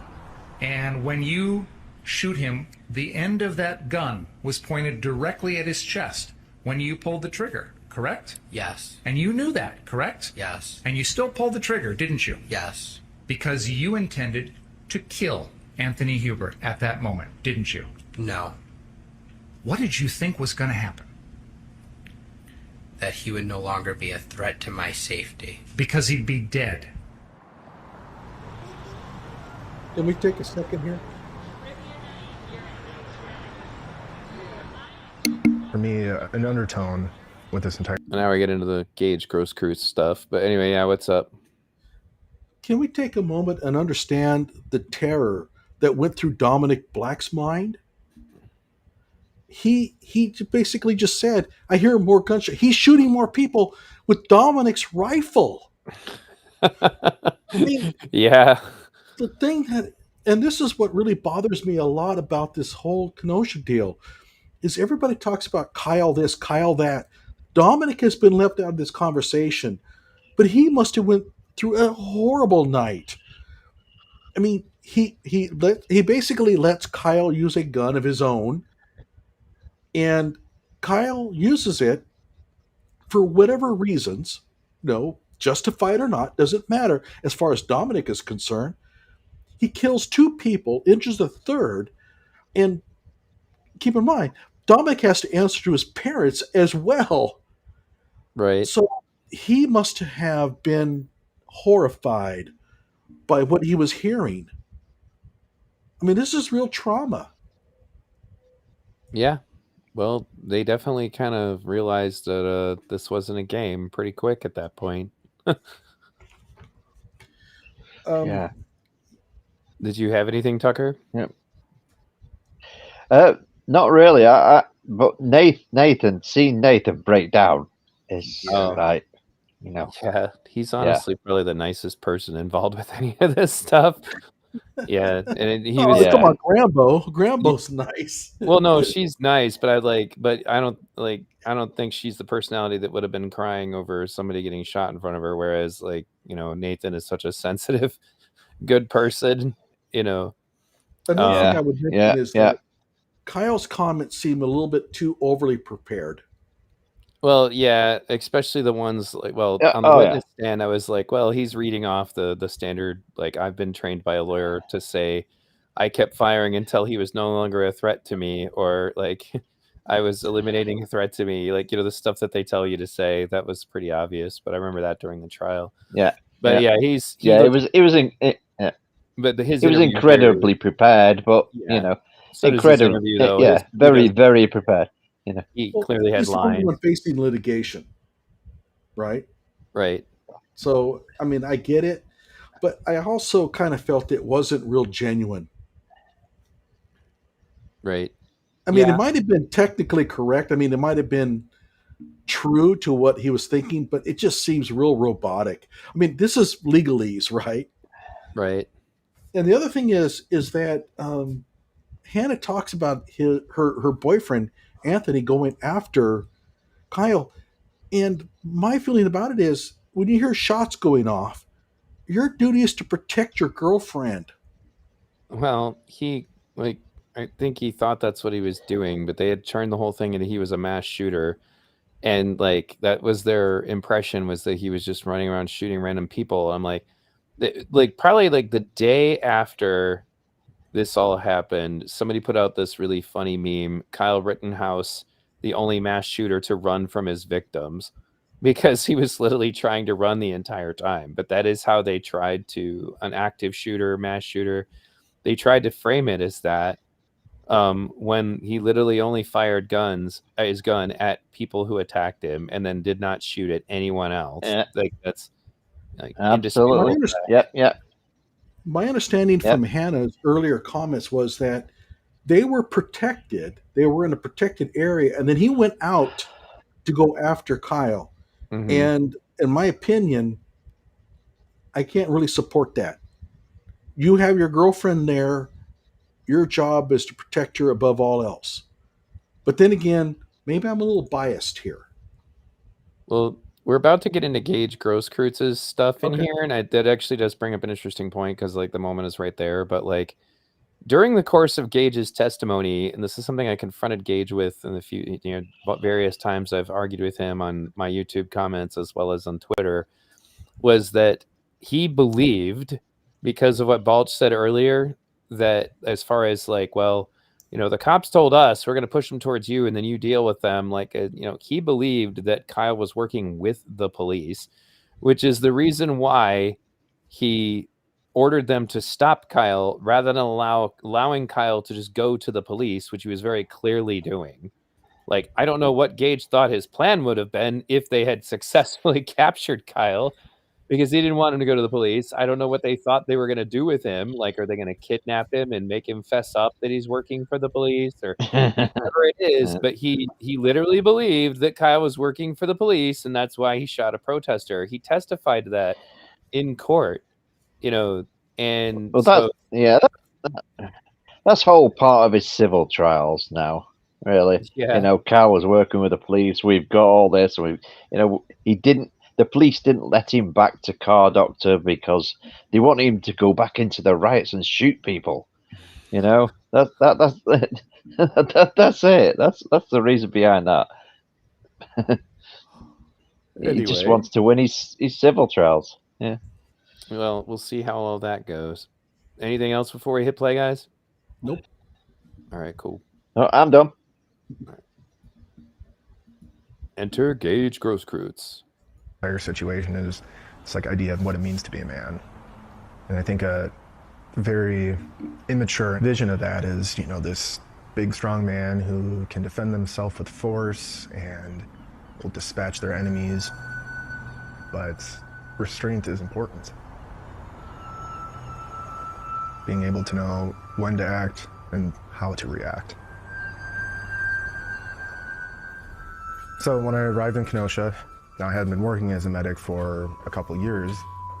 I carried everything that I carried with me at other protests. So backpack full of medical equipment, keys, wallet, and my gun. I never leave home without one. So this is my .357 Smith & Wesson Magnum revolver. Different from the one that I was carrying that night in Kenosha. My instinct was to do exactly what Anthony did. Try and disarm this kid.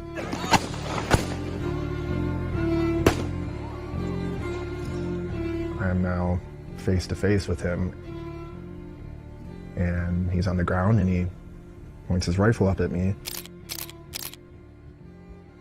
Can you help me understand, Mr. Rittenhouse, why he's got a pistol not aimed at you? You've got an AR-15 aimed at him. Why is he more of a threat to you than you are to him? Because he was moving at me with a gun in his hand.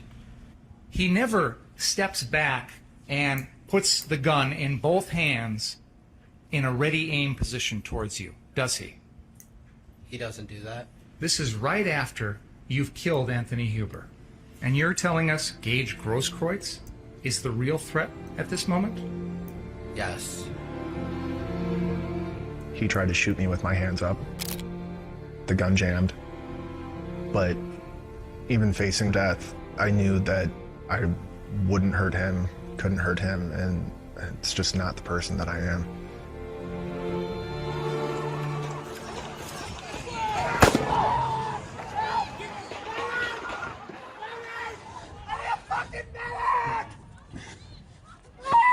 Move! I need a fucking medic! I'm trying to get on the back. Where are you back? Oh, fuck! In your bag? It's loaded. It's loaded. Keep him right there. We're coming out to you. There were 2 people who lost their lives that night. We're coming out to you. The state calls Gage Grosskreutz. And many, many more whose lives were affected. I saw that testimony as an opportunity to say my piece. Have you ever been convicted of a crime? Yes. How many times? 1. But unfortunately, it felt like I was the one on trial. Mr. Grosskreutz, I'm gonna show you what has been marked as Exhibit 67. That's a photo of you, yes? Yes. Okay.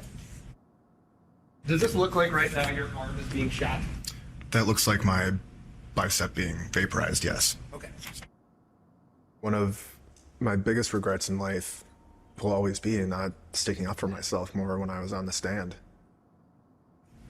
When you were standing 3 to 5 feet from him with your arms up in the air, he never fired, right? Correct. You'd agree your firearm is pointed at Mr. Rittenhouse, correct? Yes. He got me into a position where I admitted to something that I didn't feel was true. It wasn't until you pointed your gun at him, advanced on him, with your gun, now your hands down, pointed at him, that he fired, right? Correct. I didn't lower my gun intentionally. I mean, I just had my bicep blown off. If your hands are up like this and you get shot, it stops working. My rifle is down, his hands are up, his pistol is in his hand, and then Mr. Grosskreutz looks at me, and that's when Mr. Grosskreutz brings his arm down like this, and his pistol is pointed at me, and that's when I shoot him. It's not what happened. It's just not.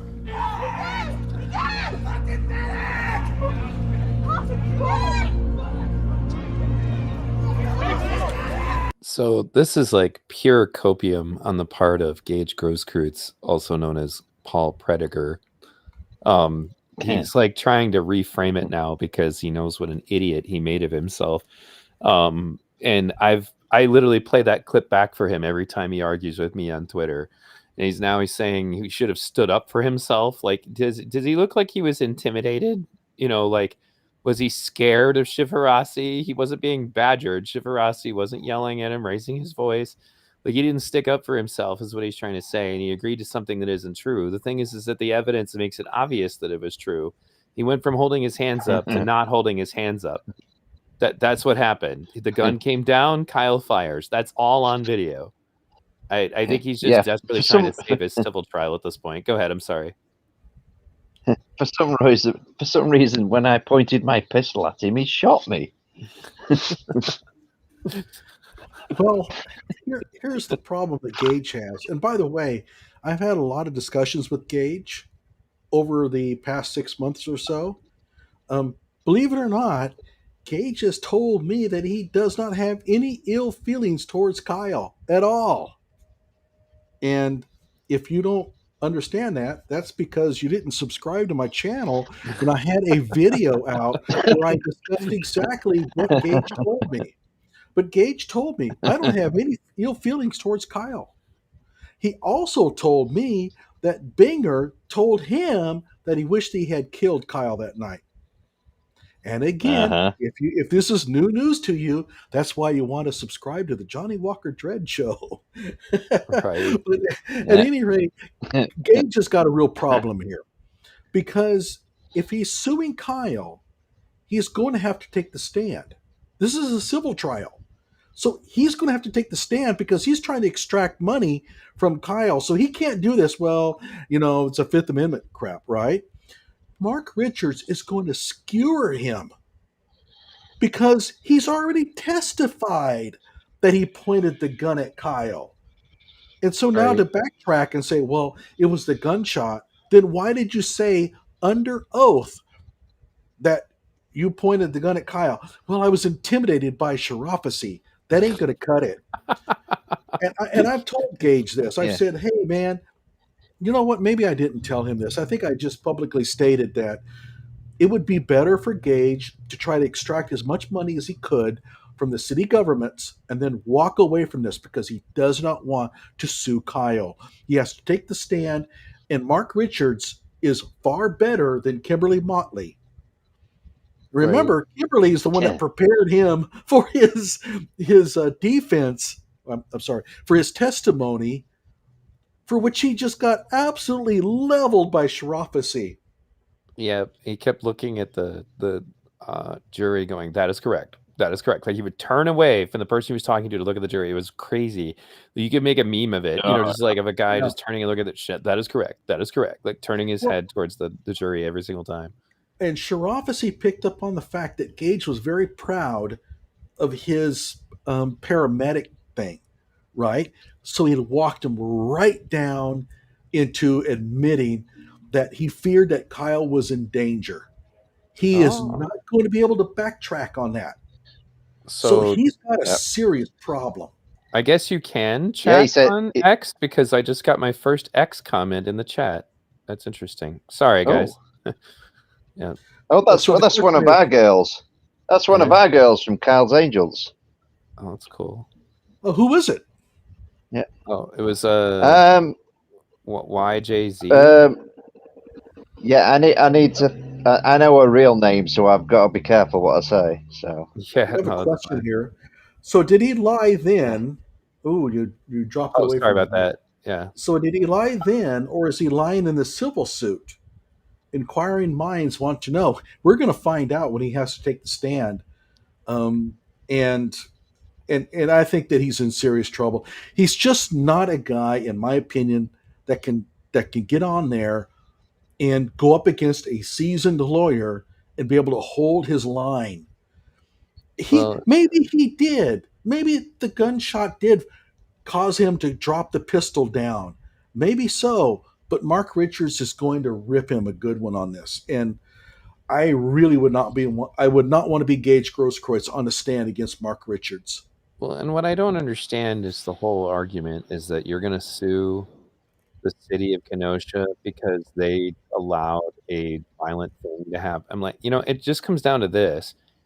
If this is the same thing I said to Never Stop Voices, who's another one of the streamers who was there, who had the misfortune of debating me on my stream.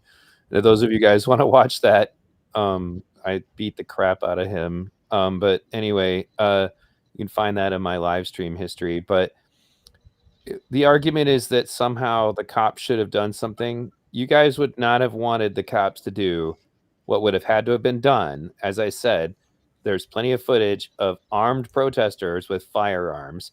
Some of them were shooting at a police Bearcat. You want to put down a riot that's shooting at you? If you think you're upset that a rapist got shot 8 times in the back, a lot more people would die if the cops had to disperse that riot. If you want the cops to get rid of them, which you don't, what you really want is for people to, if they're mad about something, to be allowed to, with impunity, just burn and destroy and attack anyone they want. That's what they really want. That's what this, they never want to come out and say that out loud, but they act like, because when they say things like Kyle had no right to be there, nobody had a right to be there. It was a riot past curfew. That's what I said to Lynn Wood when I had him on my show. And then he said the same thing to Wendy. And then Wendy said it to Fox. I thought that was pretty funny. Nobody had any right to be there. Why would anybody else have a right to be there? You're there destroying the property of people who have nothing to do with your grievance. Anyway, so go ahead before we move on. Well, one major point, this is very important to nail down, that if your first name is Kimberly, I am sorry. But Kimberly Motley has the same first name as you. Therefore, you're kind of the same person. And that goes for you out there, gothic conservative girl.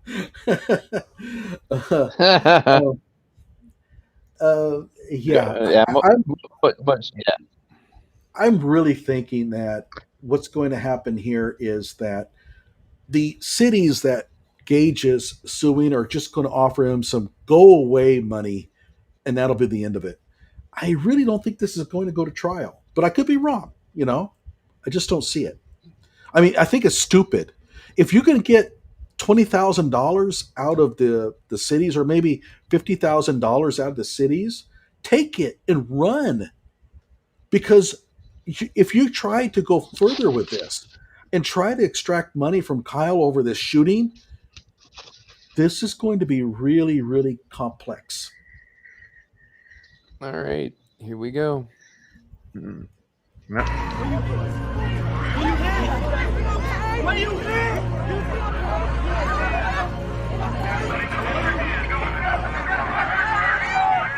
Hindsight being 2020.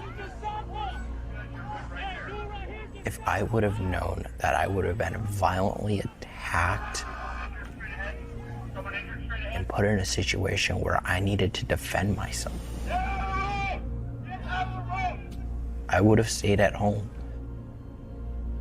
I can't stop thinking about what they did to me, how they tried to kill me.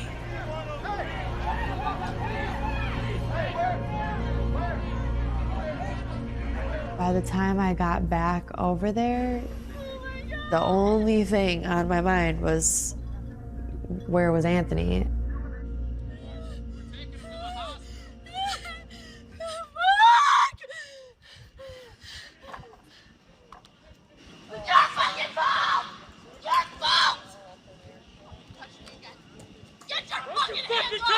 Walking, miss. Just keep walking. I just held on for so long. Like, I was not gonna believe that he was dead.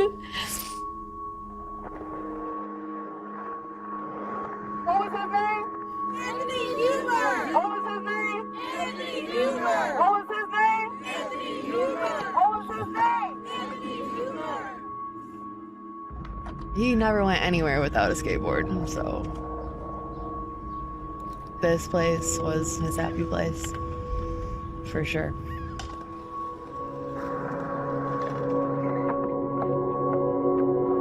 We were just so happy with each other.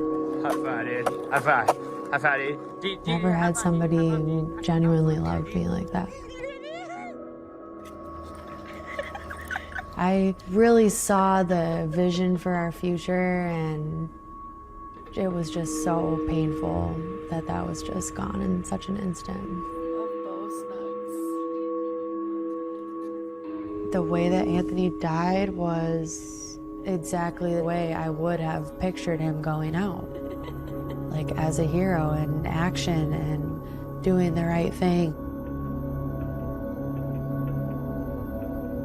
He was shot through his lung, straight through his heart, and then got stuck like right up in his collarbone. There was no way he could have survived the angle of the shot and everything. One of my big grievances with the trial is they say Kyle Rittenhouse acted in self-defense. What that skateboard would do is somebody takes it in their hand and swings down on somebody's shoulder, head, and neck, trying to separate the head from the body. Like, give me a break. Anthony had a skateboard. That's not a threat to your life.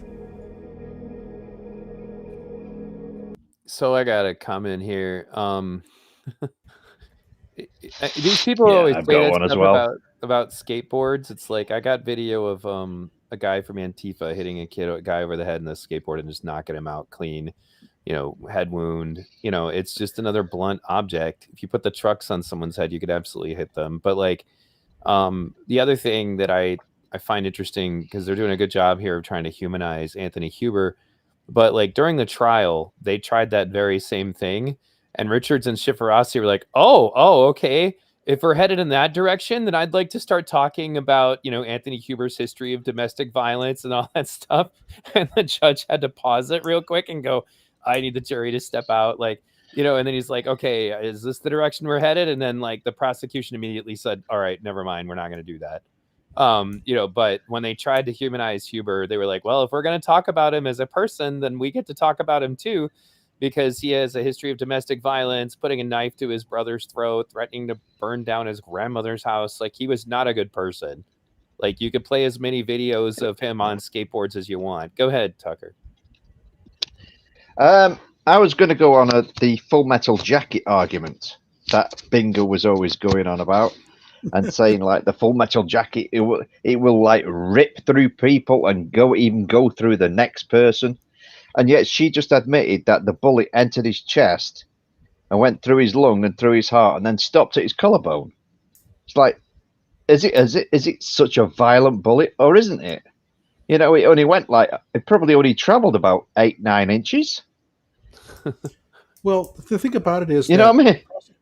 Well, prosecutors are always going to take whatever bullet you used and try to use it against you. So if he had used hollow points, guess what the narrative would have been then? Right? I mean, you used hollow points, the ones that flatten out, And so I really wish judges would shut this down a little bit earlier, but the choice of bullet is almost always going to be irrelevant. Let's face it. When you go into an ammo shop, you just buy whatever on sale. It's like, you're not sit there selecting like, oh, I might have an intruder. I want this, gruesome killer 14B. Nobody does that. They look at the ammo. They basically buy what's on sale, unless they're a real purist.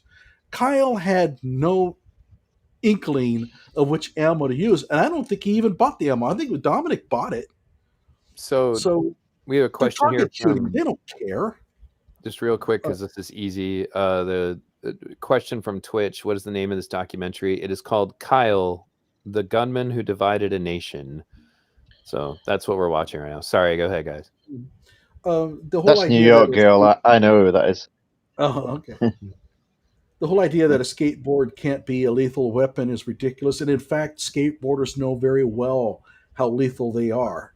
You're talking in physics wise, you're talking about swinging a very heavy object with a pretty small cross section.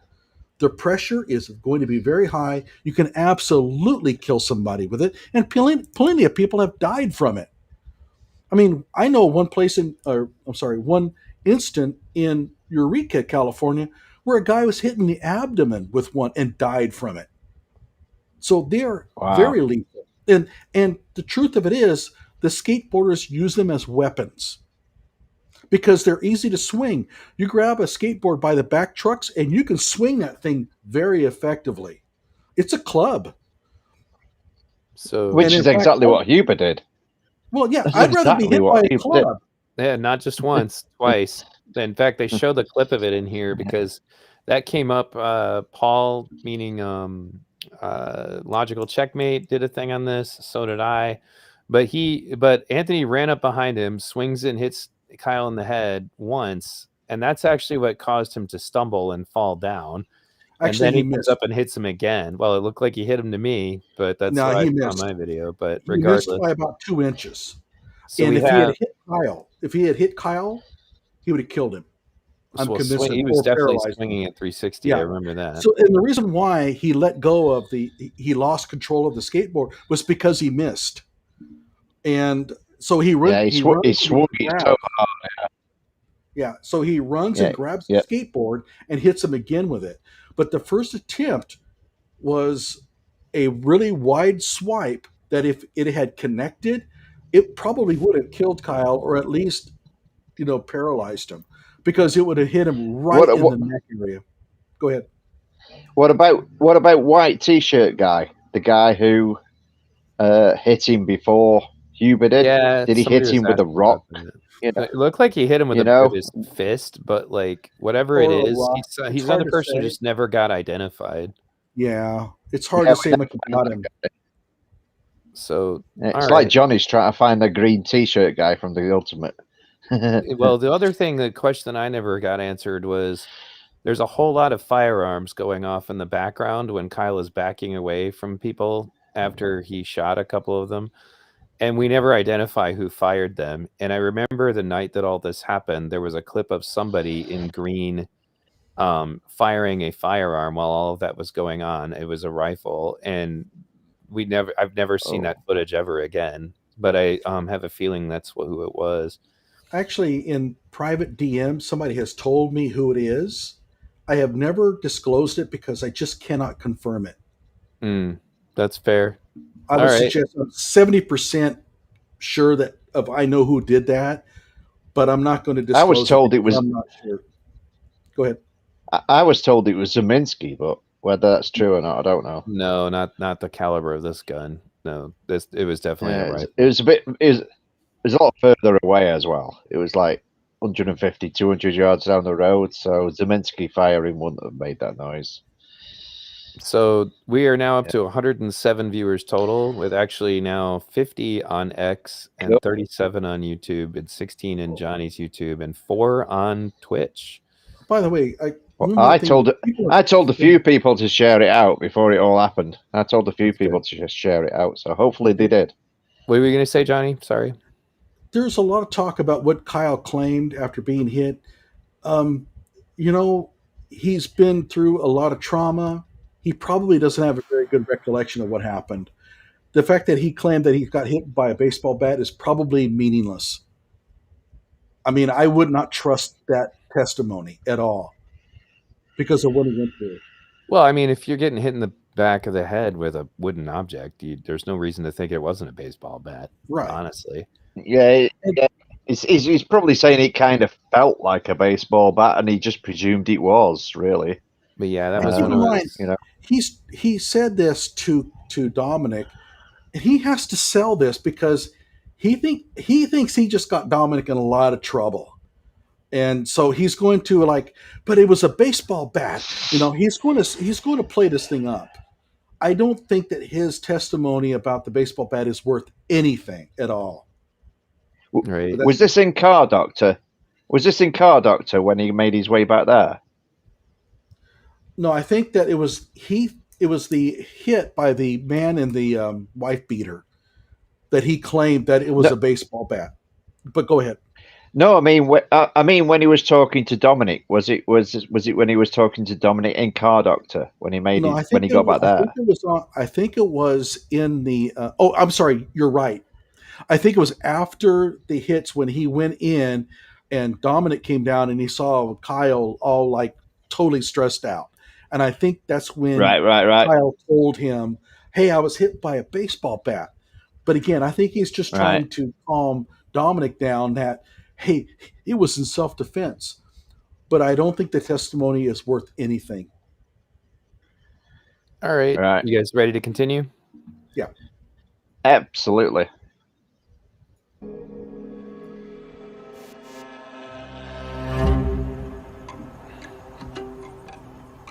Now you've heard the evidence, and it's time to search for the truth.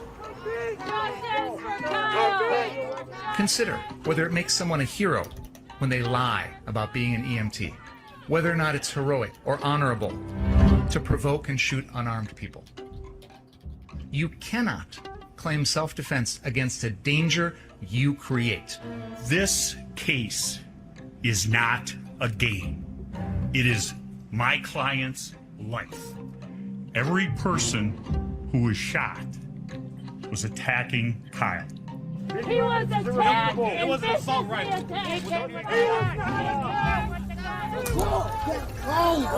We shouldn't have 17-year-olds running around our streets with AR-15s, because this is exactly what happens. No reasonable person would have done what the defendant did. He is guilty of all counts. Thank you. Because he was requested to come down. He was trying to help people, and he was attacked. Ladies and gentlemen, the evidence only leads to one conclusion. There are no winners in this case, but putting Kyle Rittenhouse down for something he was privileged to do will serve no legitimate purpose. I ask you to do justice here under the law of the state of Wisconsin. Thank you very much.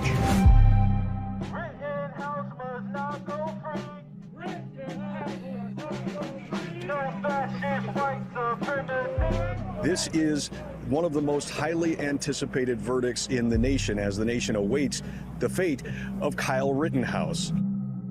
They deliberated so long.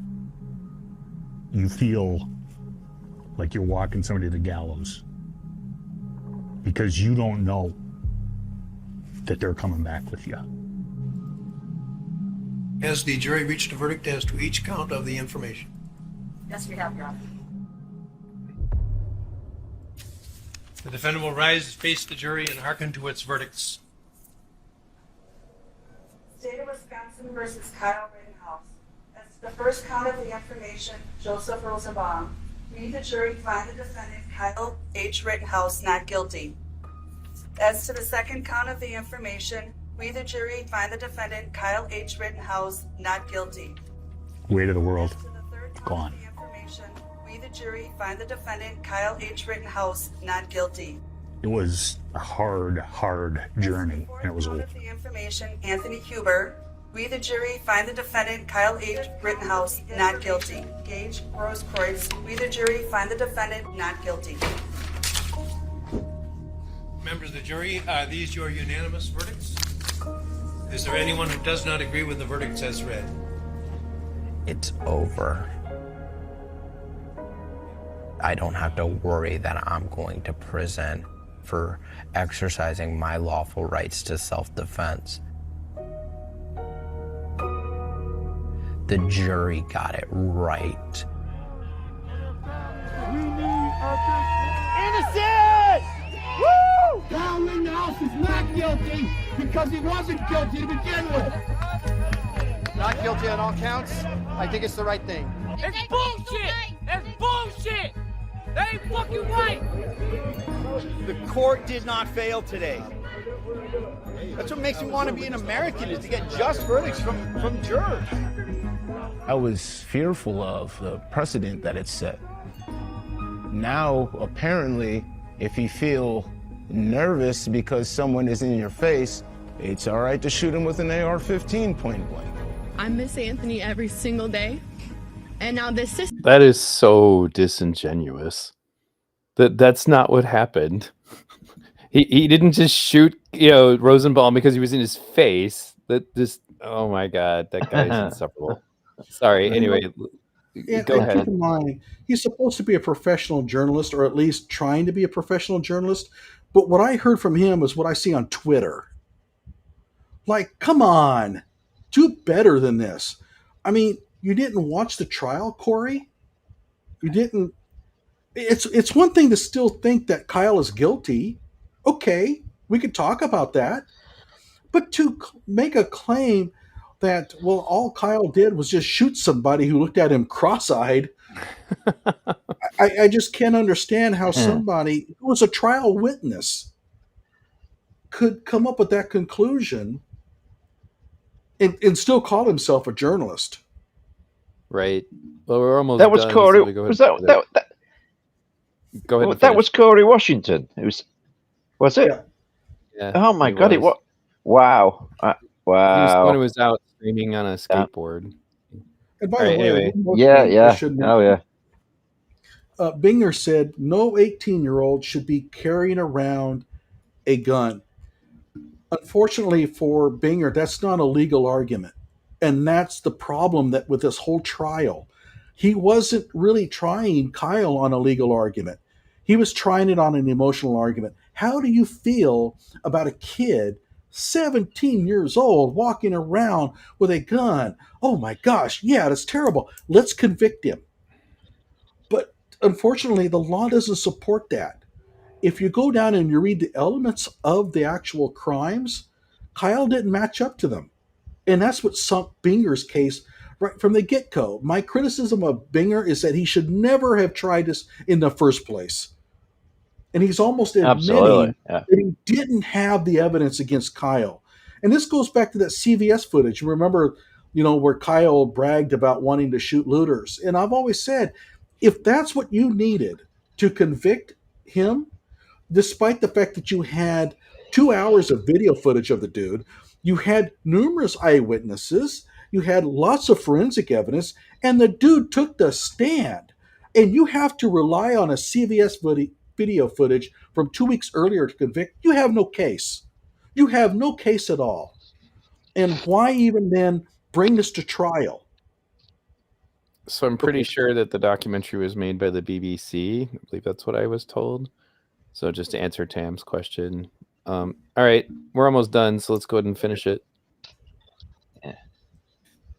System is telling me that nobody needs to answer for that. And I have a problem with that. Oh. You know as well as I know, if that was a black teenager, even with the self-defense laws on the books in Wisconsin, that young man would probably be dead or he would be going to prison, right? Real quick, so like literally the same day that Kyle was exonerated, a guy was able to, a black man more specifically, was able to get off on self-defense as a plea when he was shot at and killed cops. I think he killed like 3 of them. Yeah, So- his name was it Copper? Yeah, I don't remember. I Something have to like look that. it up because, like, some guy in Facebook's like, you tell me when a black man could get away with this, I'll wait. And I'm like, okay, here you go. And I gave him the link. I know his name. I know it was Andrew Coffey. Andrew Coffey. Coffey. It was, and yep. Is that Brandon Johnson there on screen? I don't know. Mayor of Chicago? But you just remember that guy, what was it, like Simpkins? There was a kid who literally shot people in a school and got out the same night. Yeah, he took his gun. Yeah. $20,000 it bail, was- did not yeah. get killed. Could shot 4 people in I a don't think he school was and got that. out the same day. Yeah. But anyway. He deliberately took a gun to school and shot people and got, he was out the, There's like, immediately. plenty of virtually. examples. Yeah. Plenty. All right. Anyway. Yep. Kyle Rittenhouse is not guilty, my friends. You have a right to defend yourselves. Be armed, be dangerous, and be moral. Already, far-right groups are calling Rittenhouse the hero we've been waiting for. It's been a rough journey, but we made it through it. We made it through the hard part. This is how fascism grows. This is how violence erupts. There are those who believe that white America is under siege. And so here we have this young man who's now become the poster child for this sense of panic. Don't be surprised if Kyle Rittenhouse isn't speaking at the Republican convention. They can indict a young boy for simply defending himself, they can come after every single one of you. So ladies and gentlemen, please, let's get loud for Kyle Rittenhouse.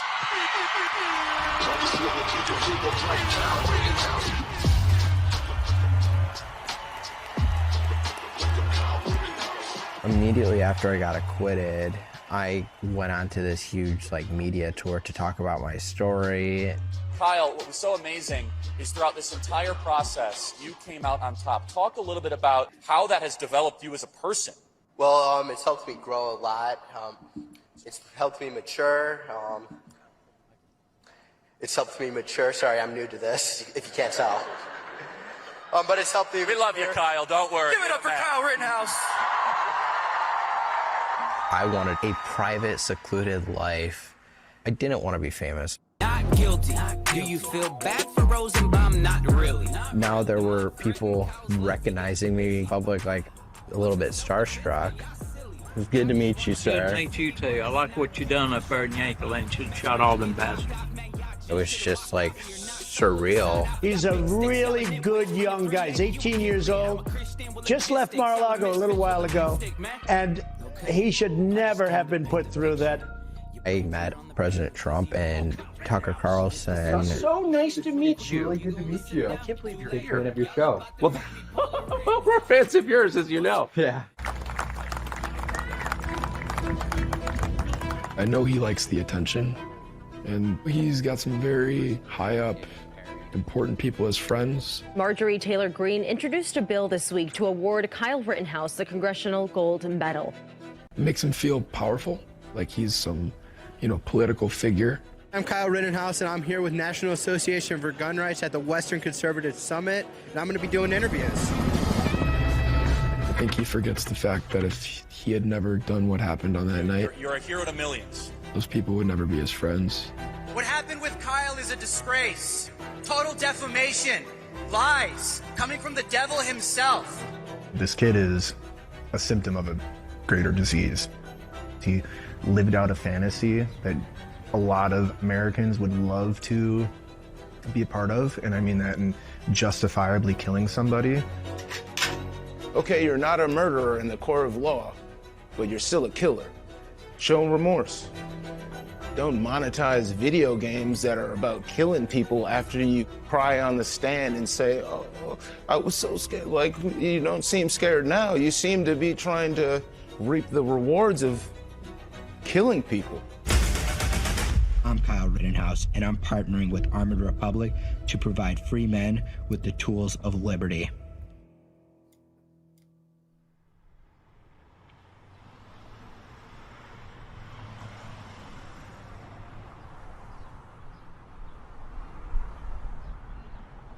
It's just crazy. It's crazy to be back here for the first time since the incident.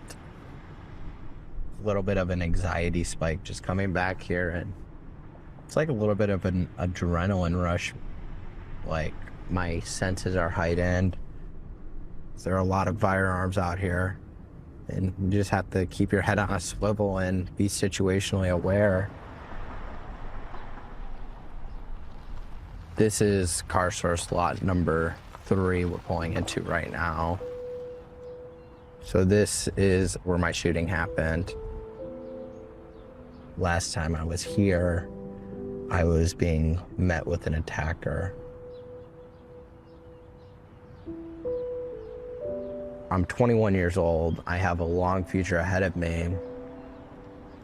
I'm ready to move on with my life and stop having this single moment define me.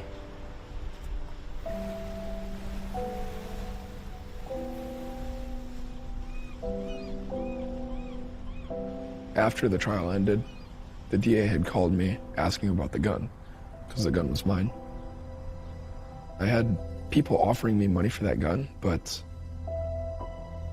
The Rittenhouse rifle will be destroyed at the State Crime Laboratory on this 25th day of February, 2022. that gun has killed people, and it should not be hung on a wall as like a trophy. So I called the DA and told him to destroy it.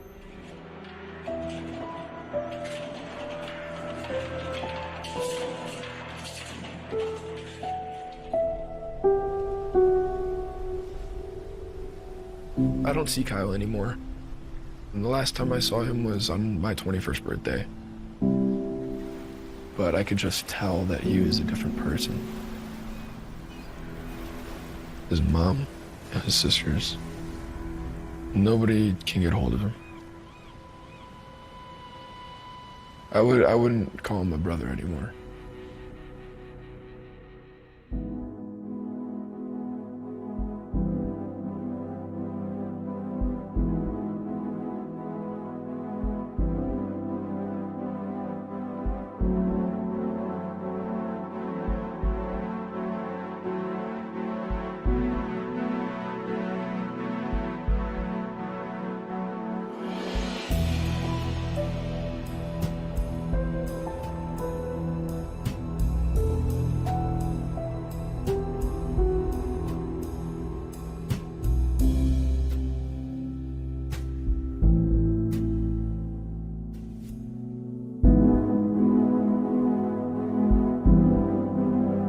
All right, well, that's it.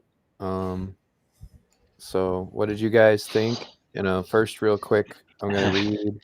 So according to the poll, as it currently stands, it is, do you find this documentary fair and balanced? 62% said yes, 38% said no. Some people did say they wanted to change their vote, so I'm going to restart the poll. Well, the poll was supposed to be about what you have seen so far, right? Yeah, so we'll see if anything changed. But anyway, go ahead, guys. What were your comments? Shout out to Grambo in the chat. Yeah. Oh, was she in there? Yeah, she commented saying Yeah, that yeah, Dominick yeah. speaks the truth. She Yeah. said Dominick speaks the Grambo's in the chat. Yeah. Well, Yeah. I'll say this. Corey Washington mentioned something about Kyle not showing remorse. I don't think remorse is the word that people need to be reaching for. Kyle doesn't need to be sorry for what he did because he acted in self-defense. But I think he should at least recognize the gravity of what happened. And I don't get the sense that he does. Yeah, well, that's what happens. I mean, he's not mature. He's still like a kid.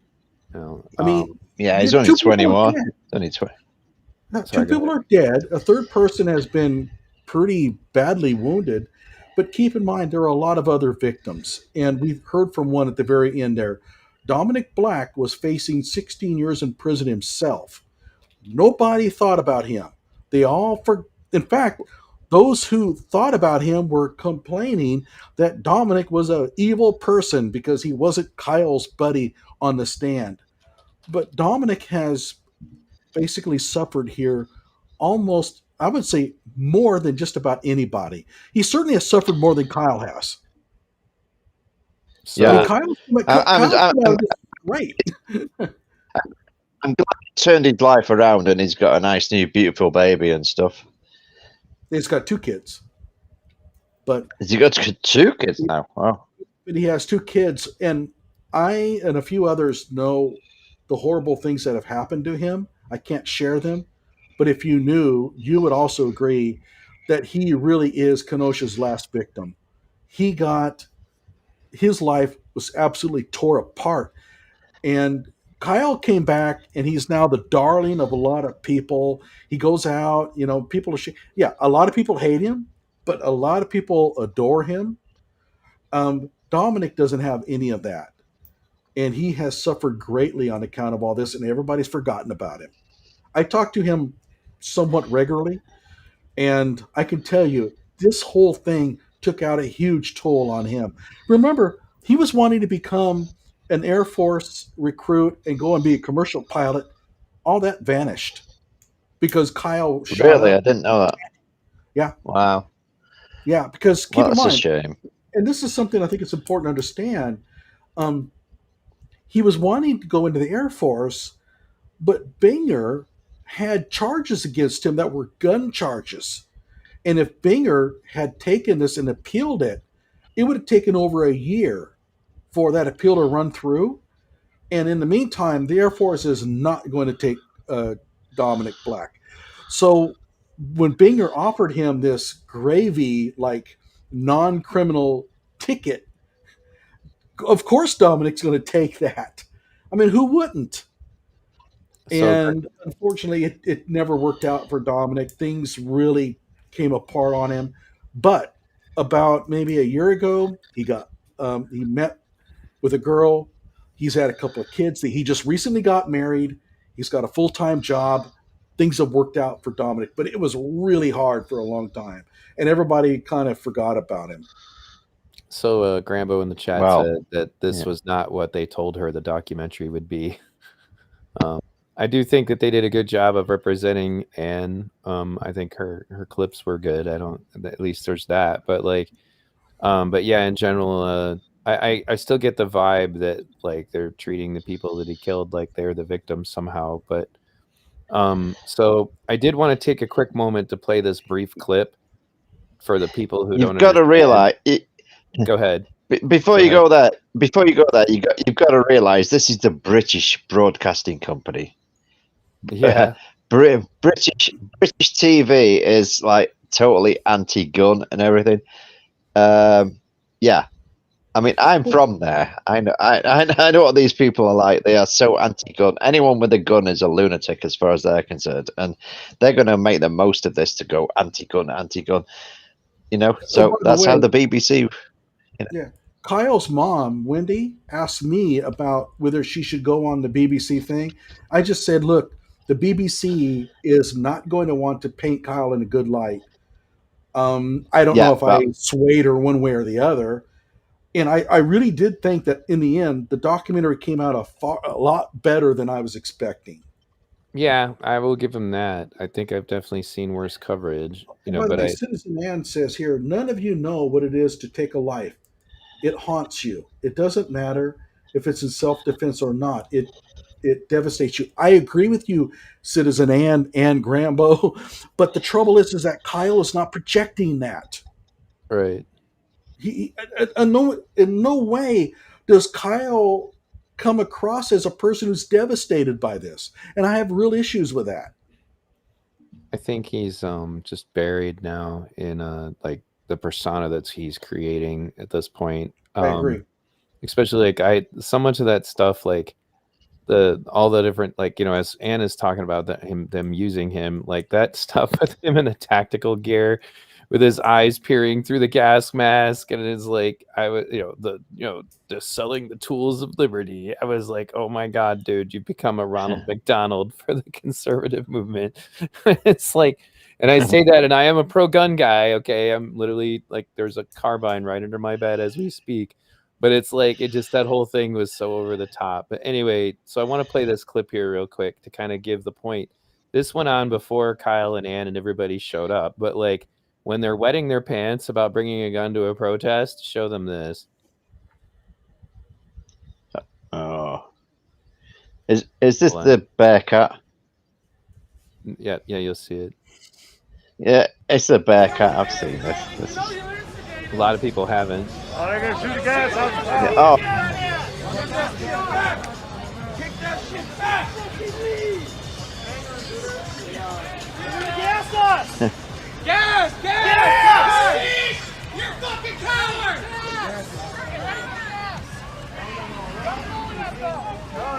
You see this crazy guy go like in low ready stance in front of the door because he thought they were coming out. Did he think he was just going to start shooting cops like as they were on their way out? You know, but again, remember, guys, this is a left-leaning protester. Yeah. I'm not poisoned already. Gas! They're gonna deploy. They're getting out.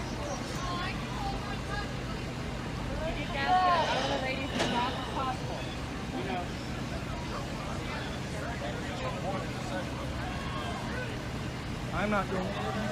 10-4 on gas! We're gonna gas! Yeah!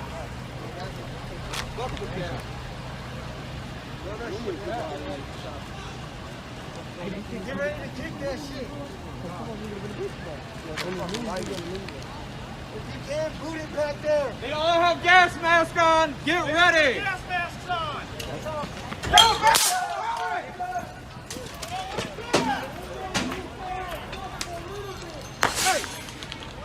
Hey!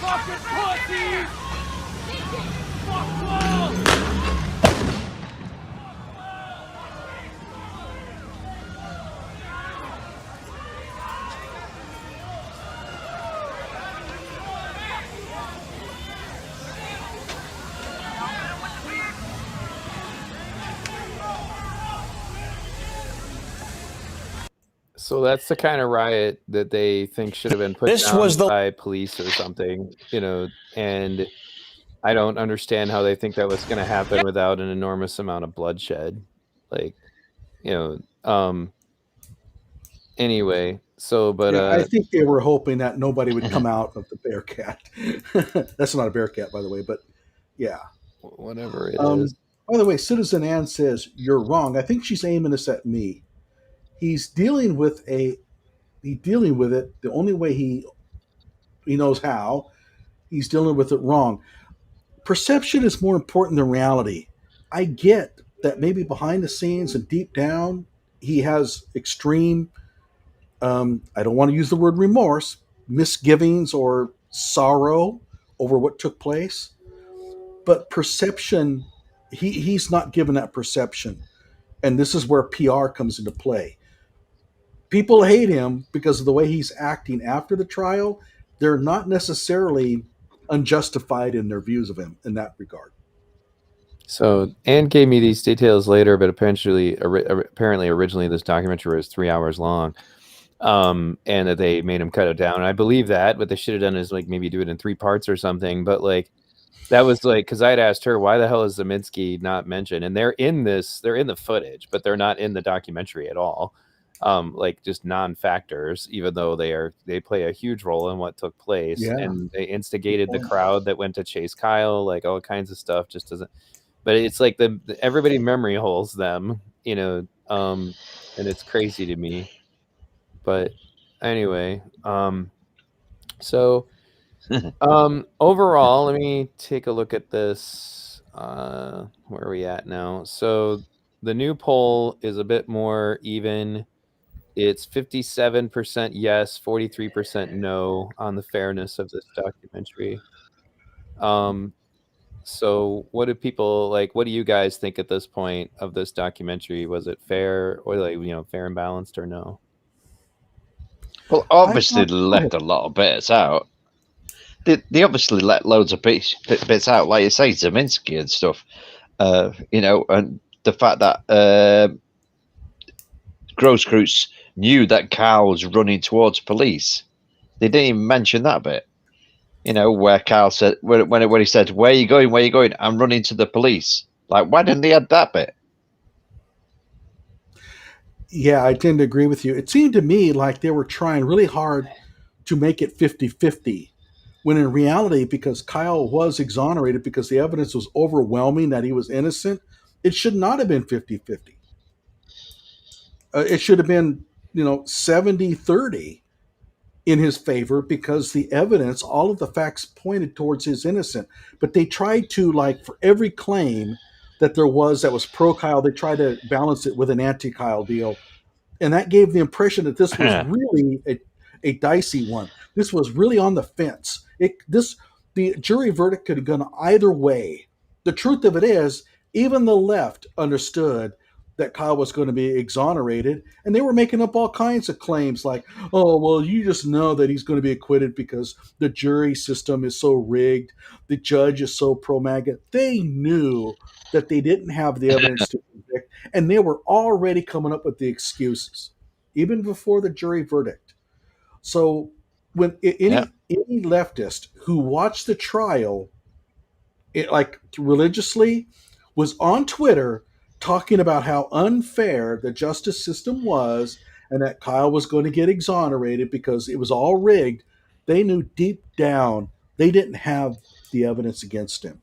Well, yeah, and then the constant claims that Schroeder was the reason because he was a bad judge or something, and I was like, guys, it's like, I watched the trial, you clearly didn't, but it just, at the end of the day, one of the things I kind of realized was that these people are so immune to facts. They wanted him to be guilty because things have become so tribal now that this is the analogy I usually use. This is where we're at. It's like, it reminds me of like middle school volleyball where the gym, coach, like he calls a score for the other team or for your team. You guys know that the ball is out, but you're like, "Shut up, man, shut up. Don't say anything." Like, you want to keep your score because it's more important to you that you win the volleyball game than it is that, you know, you actually won the volleyball game.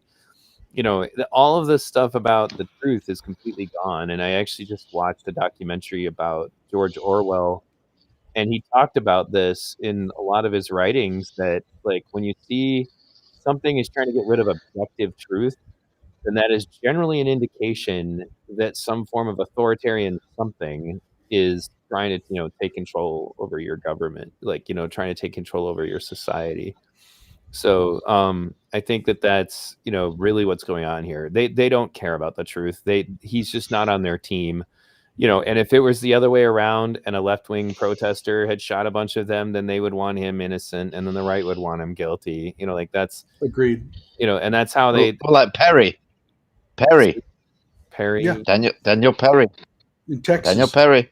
Oh, Yeah. okay. Yeah, Daniel Perry. Yeah, all of a sudden, an AK-47. Yeah.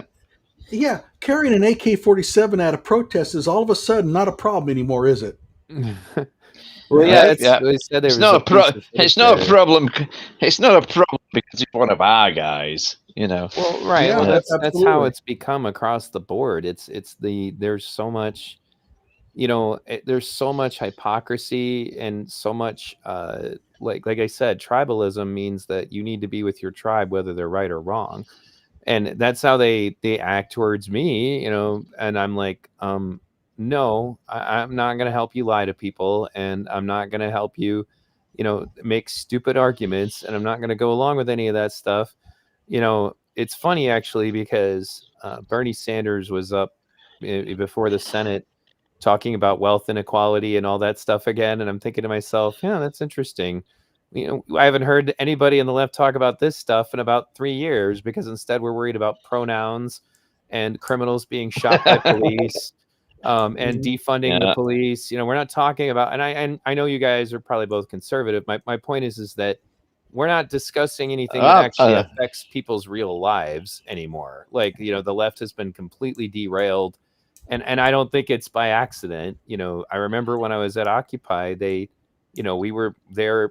The funny, Occupy initially kind of enjoyed bipartisan support, like, you know, and everybody thought that the banks were, you know, were getting this like golden parachute thing about what went on with the, because that's what started it all, was we're going to put out all these, you know, mortgages that we know are going to fail.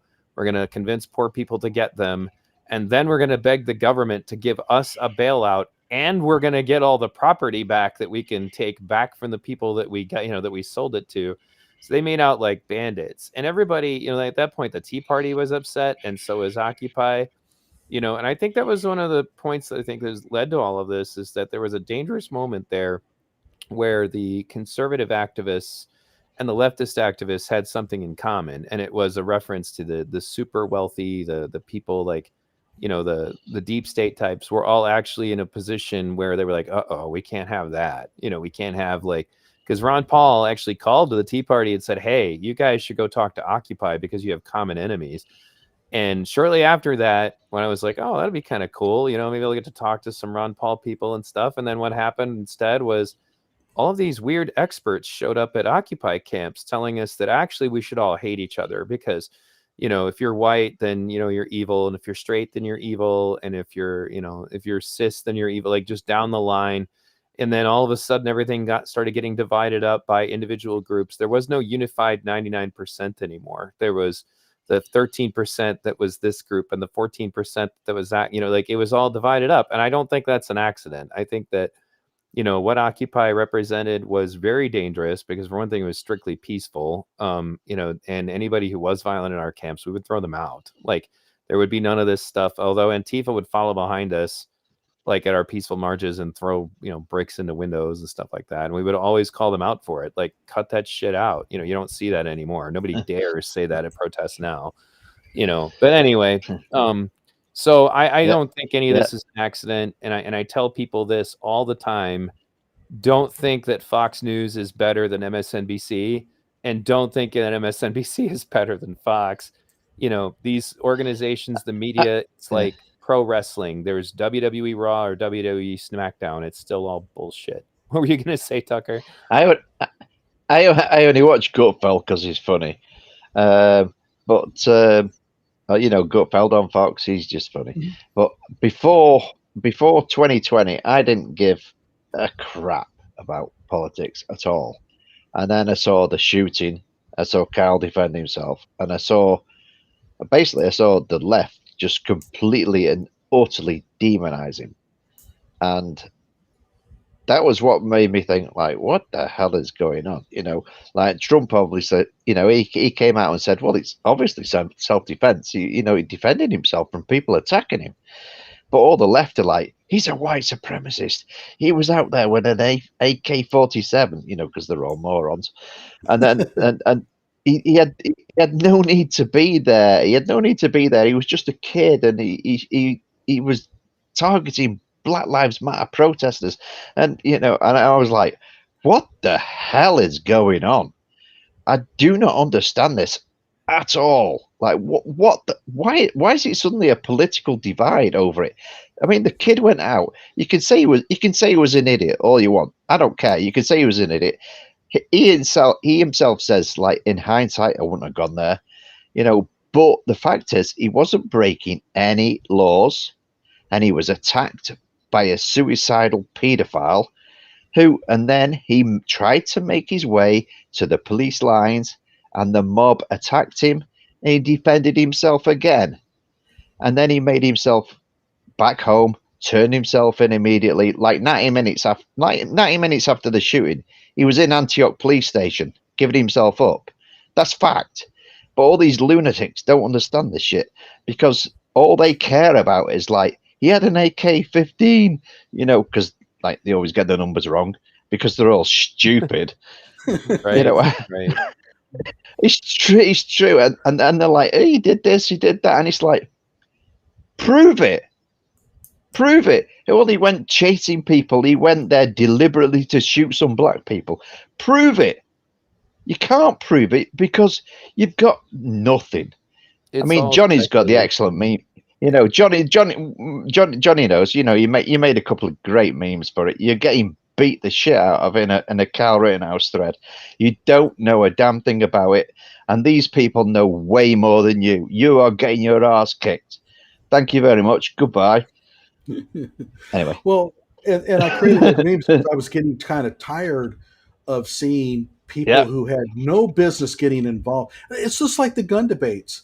Look, I mean, you can have views on gun control, but when you start going in and start talking about the guns themselves, you had better know what you're talking about, because you're going up against people who take guns very seriously. And it's the same thing with the Kyle Rittenhouse deal. They are not prepared for it.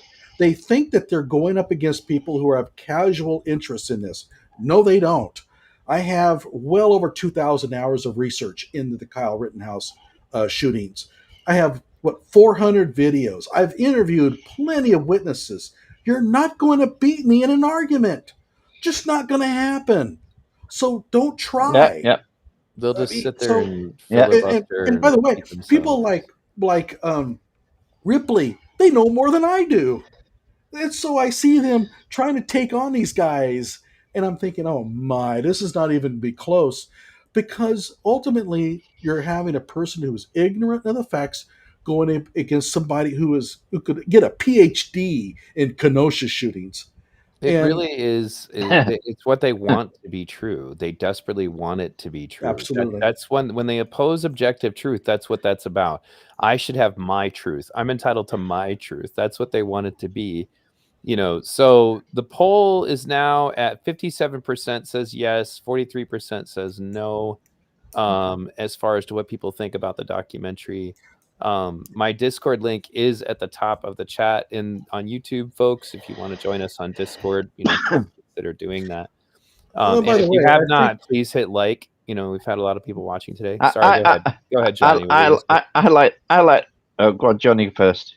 Yeah. No, go ahead, Tucker. I just like the one by Anne a few minutes ago. Correct V and accent dude.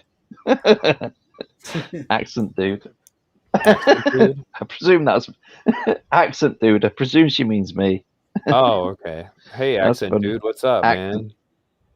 There's a couple of individuals that were missing from the BBC documentary that would have made it a lot better if they would have came out and told what really happened. The Zeminskis is one, but they would have lied. And the other one is the Kendrys. And they are also true victims of this. And not a lot has been talked about, but they got wiped out. And a lot of people came in and said, oh, they're insured. They weren't. That was the problem. So I would like everybody to understand what it would be like to have 100 cars burned to the ground, and you call the next day to your insurance company and they say they're not covering you.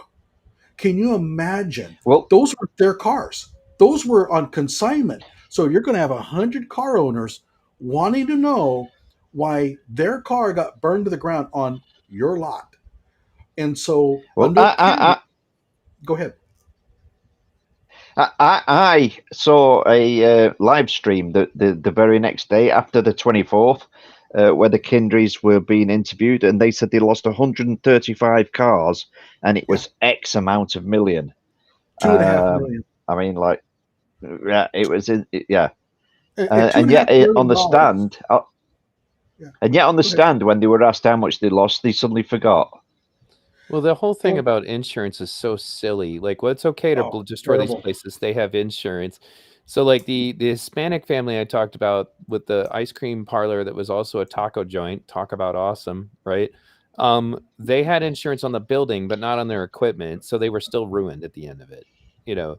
And obviously not, you know, the oppressive, straight, white, rich people that you need to destroy their stuff, right? Like, they don't fit the category, guys. You know, they were legitimate legal immigrants who came and studied the American dream and opened a business. They didn't deserve to have their stuff burned down. And, you know, not that in any way would bring back Jacob Blake, you know, from, well, he didn't die, but like didn't help him. You know, violent riots are just stupid. And fire doesn't discriminate. No. Yeah. But also, fire does not care. The Kendrys are immigrants, and in their culture, those properties were owned by their father. And you have to understand culturally that those kids were in a really bad bind. And so here's a bunch of kids who are coming up and are going to help you defend your property that night. Keep in mind, they lost all those cars on the lot, but they have 2 other properties that are going to get burned down again if they don't do something. And under those circumstances, I can absolutely understand why they would say, yeah, we'll take any help we can get. Then to have one of those people that they sort of hired shoot somebody dead, or 2 people dead, you can imagine on the stand what they were facing. They have their parents telling them, under no circumstances do you compromise our business. And then they have this, you know, oath that they have to take to tell the truth. I can't imagine what it must have been like to be in their shoes. I give them a lot of leeway on this. They lied. They know they lied. But you know what? I forgive them for it. I totally do. I wouldn't. If I was in their shoes, I might have done the same. So we've been at this, gentlemen, for about 3 hours now. So what do we want to go ahead and make some closing statements? Well, I'll start off by saying that if you have any interest in the Kenosha shootings, Kyle Rittenhouse, by all means, go and subscribe to my channel. I have 90 dumb arguments. There's a small clips about the dumb arguments that are made about the Kyle Rittenhouse events, but I have about another 300. And there's no aspect of the Kenosha shootings that I have not covered on my channel. So, anyway, that's all for me. So, anything from you, Tucker? I don't think I've got anything to add except like thanks for having me on. It's been fun. So I'm gonna play one more clip that I did from the Kenosha stuff, and then I will give my like final story here. But this has to do with like kind of helping people understand what the mentality of the quote unquote protesters / rioters was. But we're gonna go back to the furniture store guy that I keep talking about. And also, but it's one thing to watch what physically happened to him, but it's another thing specifically to listen to them defend what was done to the guy. So anyway, let me go ahead and start this. It's not very long. Before you begin, can I make a quick comment? Yeah, go ahead. To all the viewers out there, Citizen Ann in the chat is Ann Fiedler, the trial witness. So that's who Citizen Ann is. That's Grambo. Right. I don't know if everybody knows that, but I really thank her for coming on here. She's added some great comments. Yep, that was an interview that I got that the mainstream media couldn't get, and then I tried to get a Google ad for it, and Google wouldn't allow me to get an ad for it. They wouldn't allow me to pay them. They said it was shocking content. That's what they said. I'm like, it was me talking to a nice lady. There was no footage. Like, what are you talking about? But anyway, all right, here we go.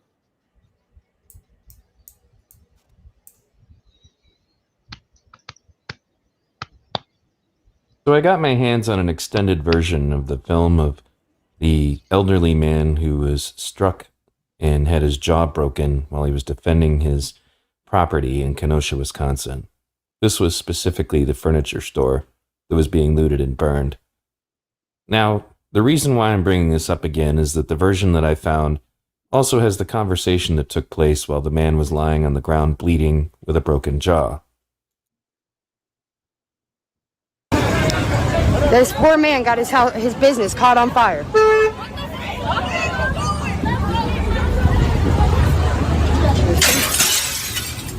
I'm sorry, sir.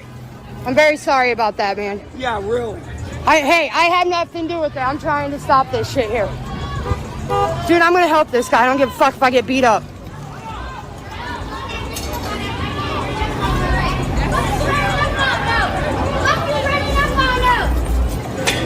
Oh, sir, look. Just leave it there, sir. They just threw a bottle at this guy.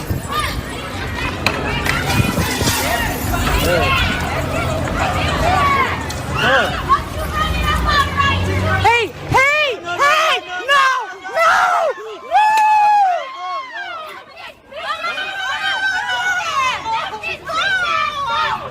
Sir. Are you okay? For those of you not familiar with this incident, this is part of the fiery but mostly peaceful protests after the police shooting in Kenosha. This took place the day before Kyle and Grambo and all of them arrived. Are you okay? Are you okay?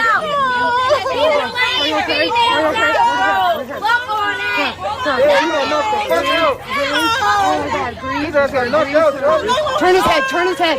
He was just defending his business, that's all he was doing. And they walked up and fucked him up. Fucked him up. I have it all on video. Listen, all of it. I don't give a fuck what anybody. He didn't deserve any of that. Any of it. If you listen carefully in the background, you can hear them telling her that she needs to go home because she's pointing out that what they did was wrong. This is just wrong, guys. Do you not see this? This is wrong. This is what's going to happen to every one of you when this goes nationwide. I don't think you realize this. Please, guys. We're trying to protect ourselves. Did you hear that? They're trying to protect themselves by burning down and destroying this man's business and assaulting him, even though he has nothing to do with their grievance. We're trying to protect ourselves. Hey, you got alcohol in the You don't house? understand Alcohol? what terrifies these black men out here. They're not making it home to their families. Understand. She doesn't understand. You see, they're targeting these innocent people and their businesses because some black men are not making it back to their families. You just don't understand. That's why we have to attack innocent people and destroy their property, because that will change people's opinions of us and they'll stop racially profiling us as violent and destructive. Respect.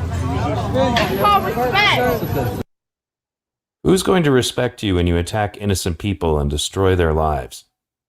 Who's going to give you respect? Is it respect you want, or is it fear? You want people to fear you. That's really what you want. And the problem is, well, aside from the fact that that's, oh yeah, domestic terrorism to intimidate or coerce a civilian population, competent activists will tell you that fear is the source of racism. So making people afraid of you literally will create more racism. This is the reason why I completely oppose what is currently called racial activism.